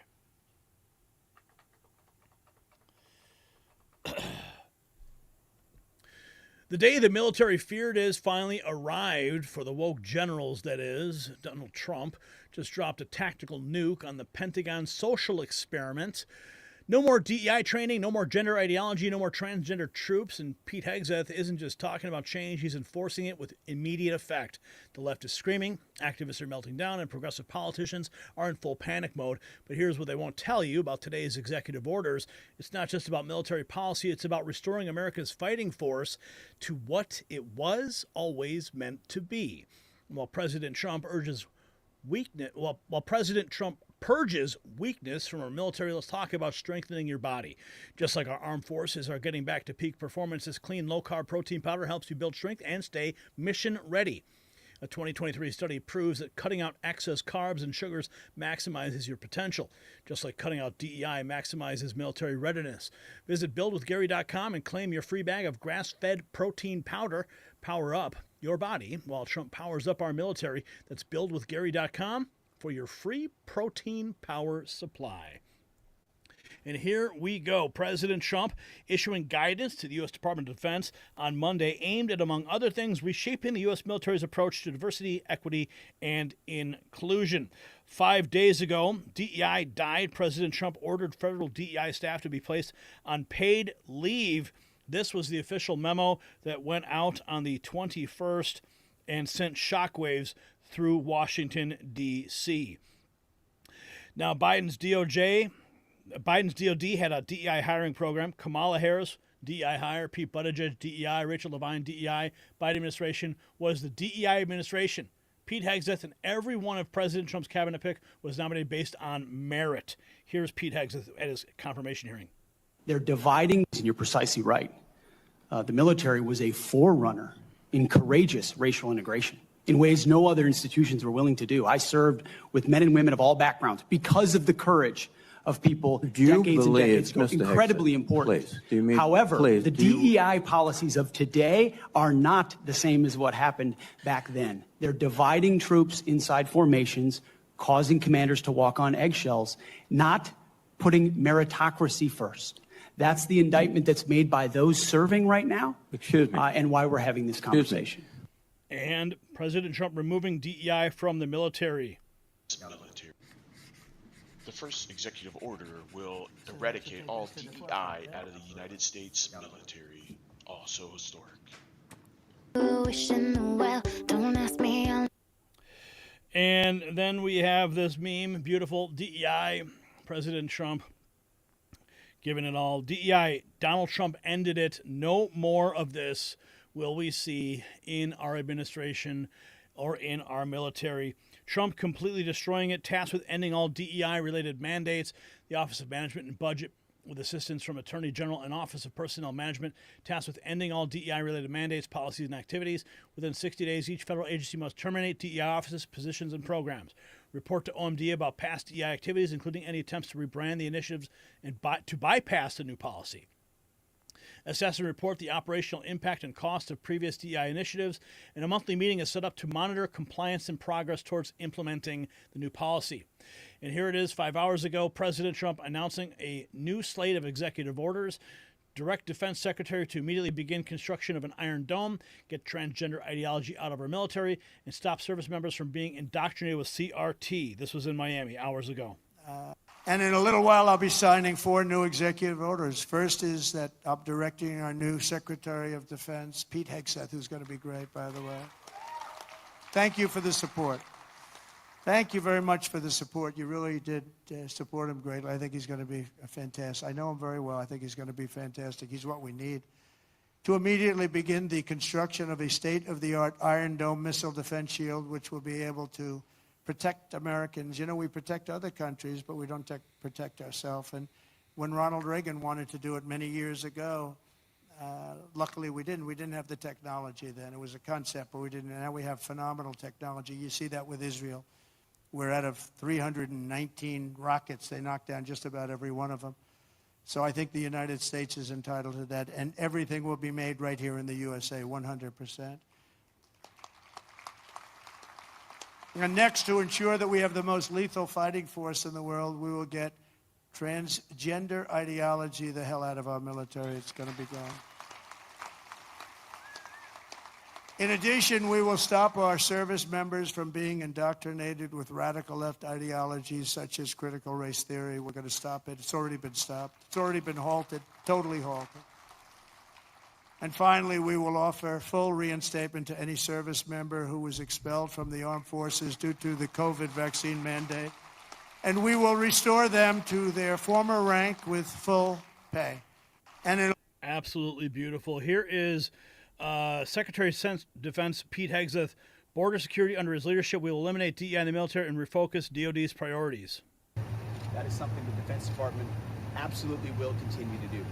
And today, there are more executive orders coming that we fully support on removing DEI inside the Pentagon, reinstating troops who were pushed out because of COVID mandates, Iron Dome for America. This is happening quickly. And as the Secretary of Defense, it's an honor to salute smartly, as I did as a junior officer and now as the Secretary of Defense, to ensure these orders are complied with rapidly and quickly. Every moment that I'm here, I'm thinking about the guys and gals in Guam, in Germany, Fort Benning and Fort Bragg, on missile defense sites and aircraft carriers. Our job is lethality and readiness and warfighting. We're going to hold people accountable. I know the chairman agrees with that. The lawful orders of the President of the United States will be executed inside this Defense Department swiftly and without excuse. We will be no better friend to our allies and no stronger adversary to those who want to test us and try us. So, Mr. Chairman, thank you. Welcome to me today. I look forward to serving the troops, the warriors of this department. It's the honor of a lifetime, and we're going to get to work. God bless you all. This right here is Jorge Oliveira. He was killed in Afghanistan. He was asked about what I wear on my wrist every single day. It was a troop I served with, a soldier I served with in Guantanamo Bay when I was platoon leader. He was killed in Afghanistan, not in my unit, but when I was there. It's these guys that we do this for, those that have given the ultimate sacrifice. Amen.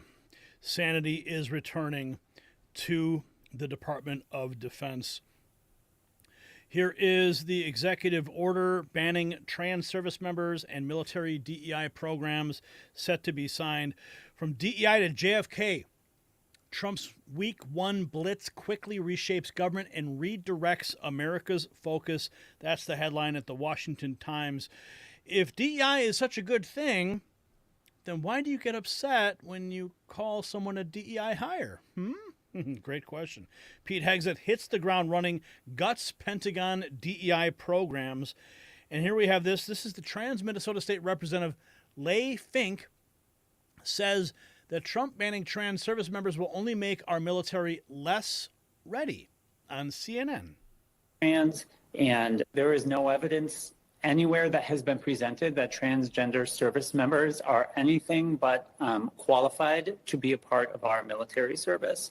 The military is the largest employer of transgender Americans. You heard up to 14,000, 15,000 members identify as trans, and 56 of our retired generals have said that our trans members are ready to serve. They are fit to serve. This will only make our military less ready to serve by taking 15,000 people who volunteered out of service. So the order also talks about, as Natasha noted, this fact sheet. It said it can take a minimum of 12 months for an individual to complete treatments after transition surgery, which often involves the use of heavy narcotics. During this period, they are not physically capable of meeting military readiness requirements and require ongoing medical care. This is not conducive for deployment or other readiness requirements. I want to get your response to that, but also I spoke to Chris Beck on the phone this morning. You may remember him. He was a Navy SEAL who became a transgender woman, and then he transitioned back. He told me he agrees what President Trump is doing and said, quote, they're 100% unfit for duty. They're on pills and different surgeries, and you have complications with surgeries. You cannot deploy even if you have tooth issues. I'm curious, what do you say to all of that? I would say that those are decisions that are best made by doctors and patients, including military doctors. This is another version of our political discriminatory MAGA Republicans trying to use pseudoscience to discriminate against an entire demographic of people. There is no evidence anywhere that has been presented that transgender service members are any. Wow. Pete Hegseth knows what needs to happen with anyone who supports DEI in our military. This was published 6 days ago. Whatever that was involved. Well, first of all, you got to fire. You got to fire the chairman of the Joint Chiefs, and you got to fire this. I mean, obviously, you're going to bring in a new Secretary of Defense, but any general that was involved, general, admiral, whatever that was involved in any of the DEI woke shit, it's got to go. Got to go. Here we have a trans veteran says the military must provide a space where transgender individuals can serve with authenticity, or their performance will be dampened. This is a post from Benny Johnson just 9 hours ago. This is another CNN clip. Members of the country is the support of great command and leadership. And when you are able to provide a space where we value and we show that value of our members of the team, it allows them to really bring their full selves to the fight. And by doing away with that, we violate our integrity on a daily basis because we can't bring our full selves to the fight. So if you're not having service members serve in their authenticity and serve and bring their full selves to that fight, we are not effective as we would like to be. I mean, why not just put them, put them all in their own unit and send them to fight Hamas or send them to Ukraine, right? Okay. Yeah. Yeah. You know what I'm saying here. Okay. We got some more here. Here's the memo that Pete Hegseth put out. This is an official Secretary of Defense memo, SecDef 29. DOD is not equal to DEI. No exceptions, name changes, or delays. Those who do not comply will no longer work here. Bye-bye. This is an official post from the new head of the DOD. President's guidance is clear. No more DEI at the Department of Defense. Trump to issue new executive order banning transgenders from the military. Trump is bringing sanity and might back into our military. 2 new executive orders will be initiated. Americans deserve better than a trust their national security. This is what you get when you hire for diversity instead of merit. You get the Biden administration. Josh Burnett of Arizona, conservatives with common sense. You know what to do when Costco keeps up with this BS. I'll be canceling our membership effective today. Al Sharpton leading Costco boycott to support the company's DEI commitment. I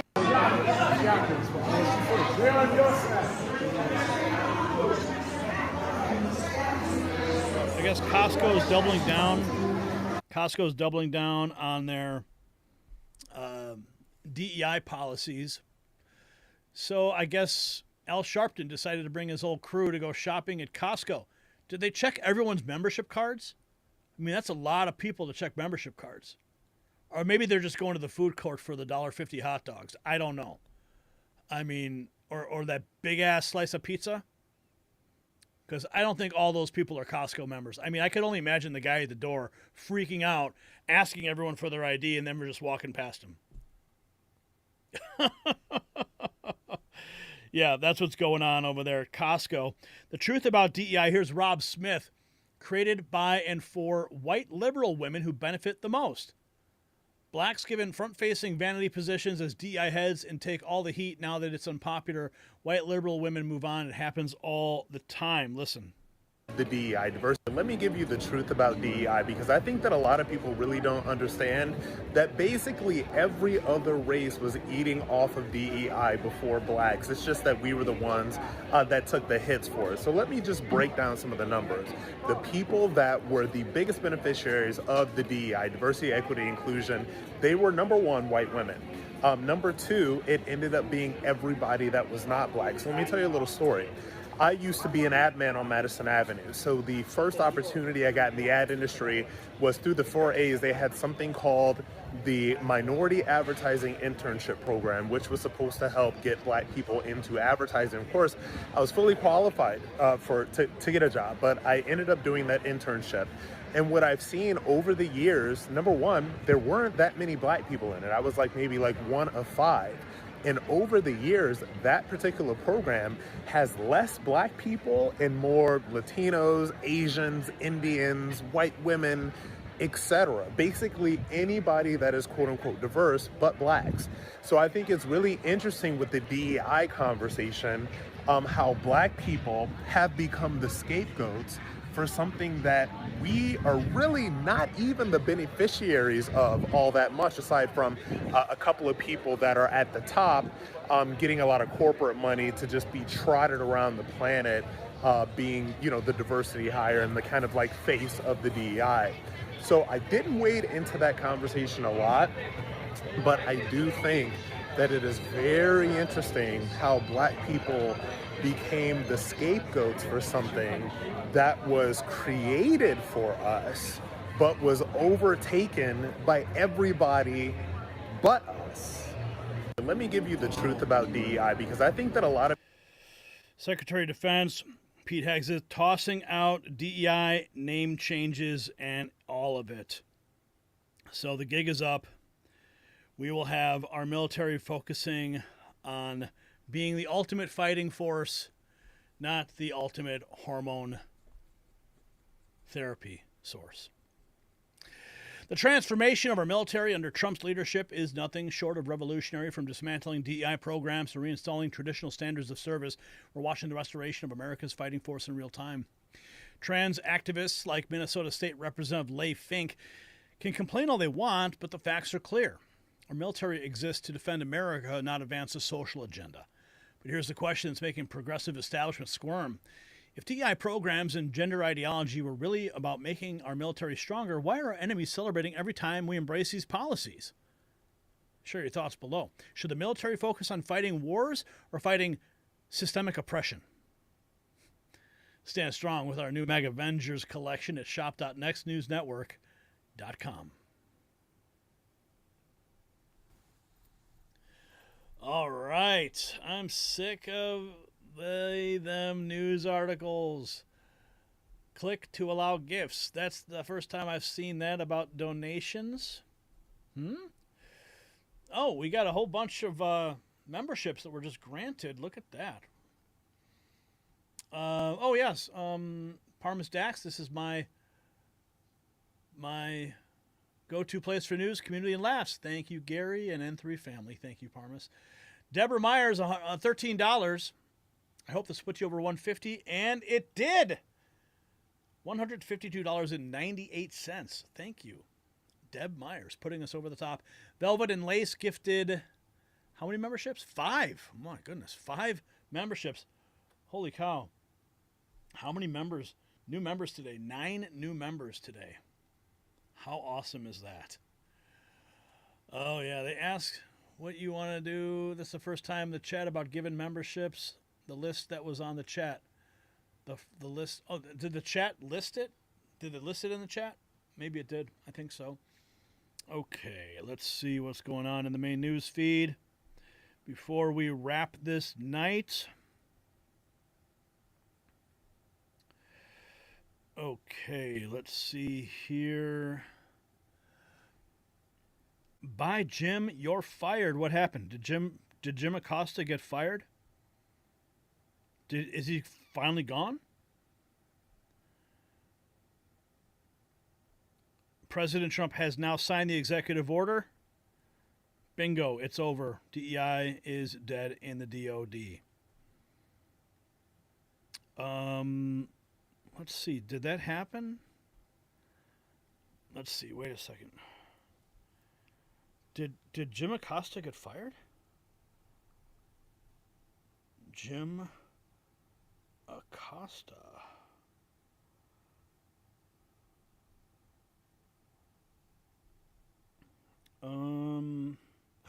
Holy cow, he's out. Jim Acosta is out at CNN. Oh yeah, baby. Jim Acosta. Check this out, folks. Here's the latest.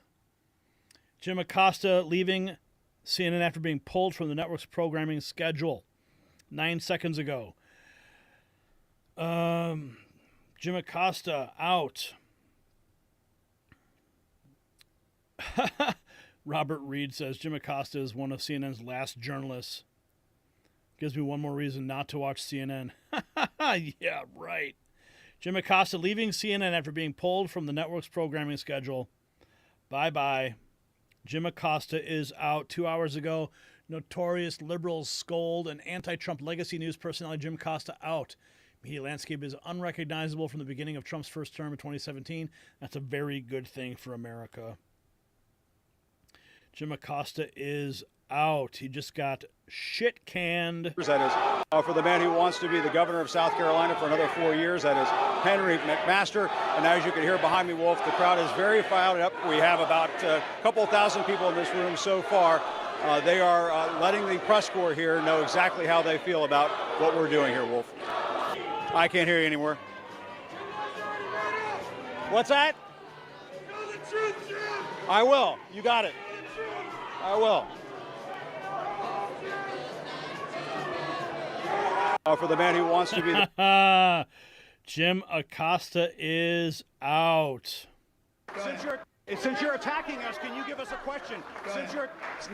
President-elect. Go ahead. Mr. President-elect, since you are attacking our news organization, can you give us a chance? Your organization You are is attacking terrible. our news organization. Your organization Can you give us a is chance terrible. to Let's ask a go. question, sir? Go ahead. Sir, can Quiet. you state, Quiet. Mr. President-elect, Go ahead. can you state She's asking categorically, a question. Mr. Don't be rude. President-elect, can you give us a question? Don't be You're rude. attacking us. Can you give us a question? Don't be rude. Can you No, I'm give not us a going to give you a question? question. I'm not going to give you a Can question. Can you state categorically? You are fake news. Sir, Go ahead. Can you state categorically that nobody... No, Mr. President-elect, that's not Go ahead. appropriate. You are fake news. This was 5 days ago. Tim Burchett ended CNN. This is covered on CNN. What you're saying, this is not Fox, Congressman. You can't just spin a tail and pull the wool over people's eyes. This is CNN. This is the news. We are asking you to come on and tell the truth. And that's why more people are watching the Cartoon Network SpongeBob reruns right now, Jim. It's covered. Jim Acosta is done at CNN. Good riddance. He is reportedly to exit and leave. He was always an absolute POS to Trump. Yes, he was. Failed journalist Jim Acosta officially out. Jim Acosta out at CNN. Oh, what is your reaction? Well, I'm certainly celebrating. Maybe he can go sell Girl Scout cookies. Jim Acosta last week went on another sanctimonious rant about how he's a superhero and that the free press is so sacred. 1 week later now, he's leaving CNN after getting booted from the morning show. I want to take a moment to talk about something President Biden said during his farewell address. He warned the free press is crumbling in this country. I would add that's only if we, the people, let that happen. Journalists exist to seek the truth, to tell people's stories, to lift up voices that may not be heard otherwise, to shine a light on injustice, and to hold the powerful accountable. We are not the enemy of the people. We are the defenders of the people. Walter Cronkite once said, freedom of the press is not just important to democracy, it is democracy. I want to take a moment to show you something. A woman sent me this sign 8 years ago. She carried it here at a march in Washington. She wrote on the back of the sign, to me and the press here in D.C., you have our support. To Nora, wherever you are, right back at you. Reporting from Washington, I'm Jim Acosta. I want to take a moment. No, you're not, Jim Acosta. You're not reporting from Washington anymore. Your party is over. After 18 years of at CNN, he plans to quit following his removal from the 10 a.m. slot by CEO Mark Thompson. As you may recall, we reported a couple of days ago that Acosta was moved to the graveyard shift after being punted from his 10 a.m. slot, and he had a meltdown at CNN, and now he has apparently quit because of the programming schedule. Bye-bye. Known for his confrontation with President Trump, planning to leave the network after being offered a midnight time slot 36 minutes ago. Acosta pushed out at CNN. Jack Posobiec reporting. New York Post, Jim Acosta leaving CNN after being pulled from the network's programming schedule. Not Kenny Rogers reports Acosta leaving CNN after schedule reshuffling. And by leaving, I mean fired. And by schedule reshuffling, I mean nobody watched Jim Acosta on CNN, which is why he got fired. Best wishes to Jim Acosta in the future. And by best wishes, I mean, bah, loser. CNN should be ashamed of having you work for them. Donald Trump, of course, always putting Jim Acosta in his place. Jim Acosta just met Chris Wallace and Don Lemon in CNN heaven. Oh, yeah. Okay, this moment, Breitbart News, 20 minutes ago, still probably best crystallizes the essence of Jim Acosta talking with Corey Lewandowski.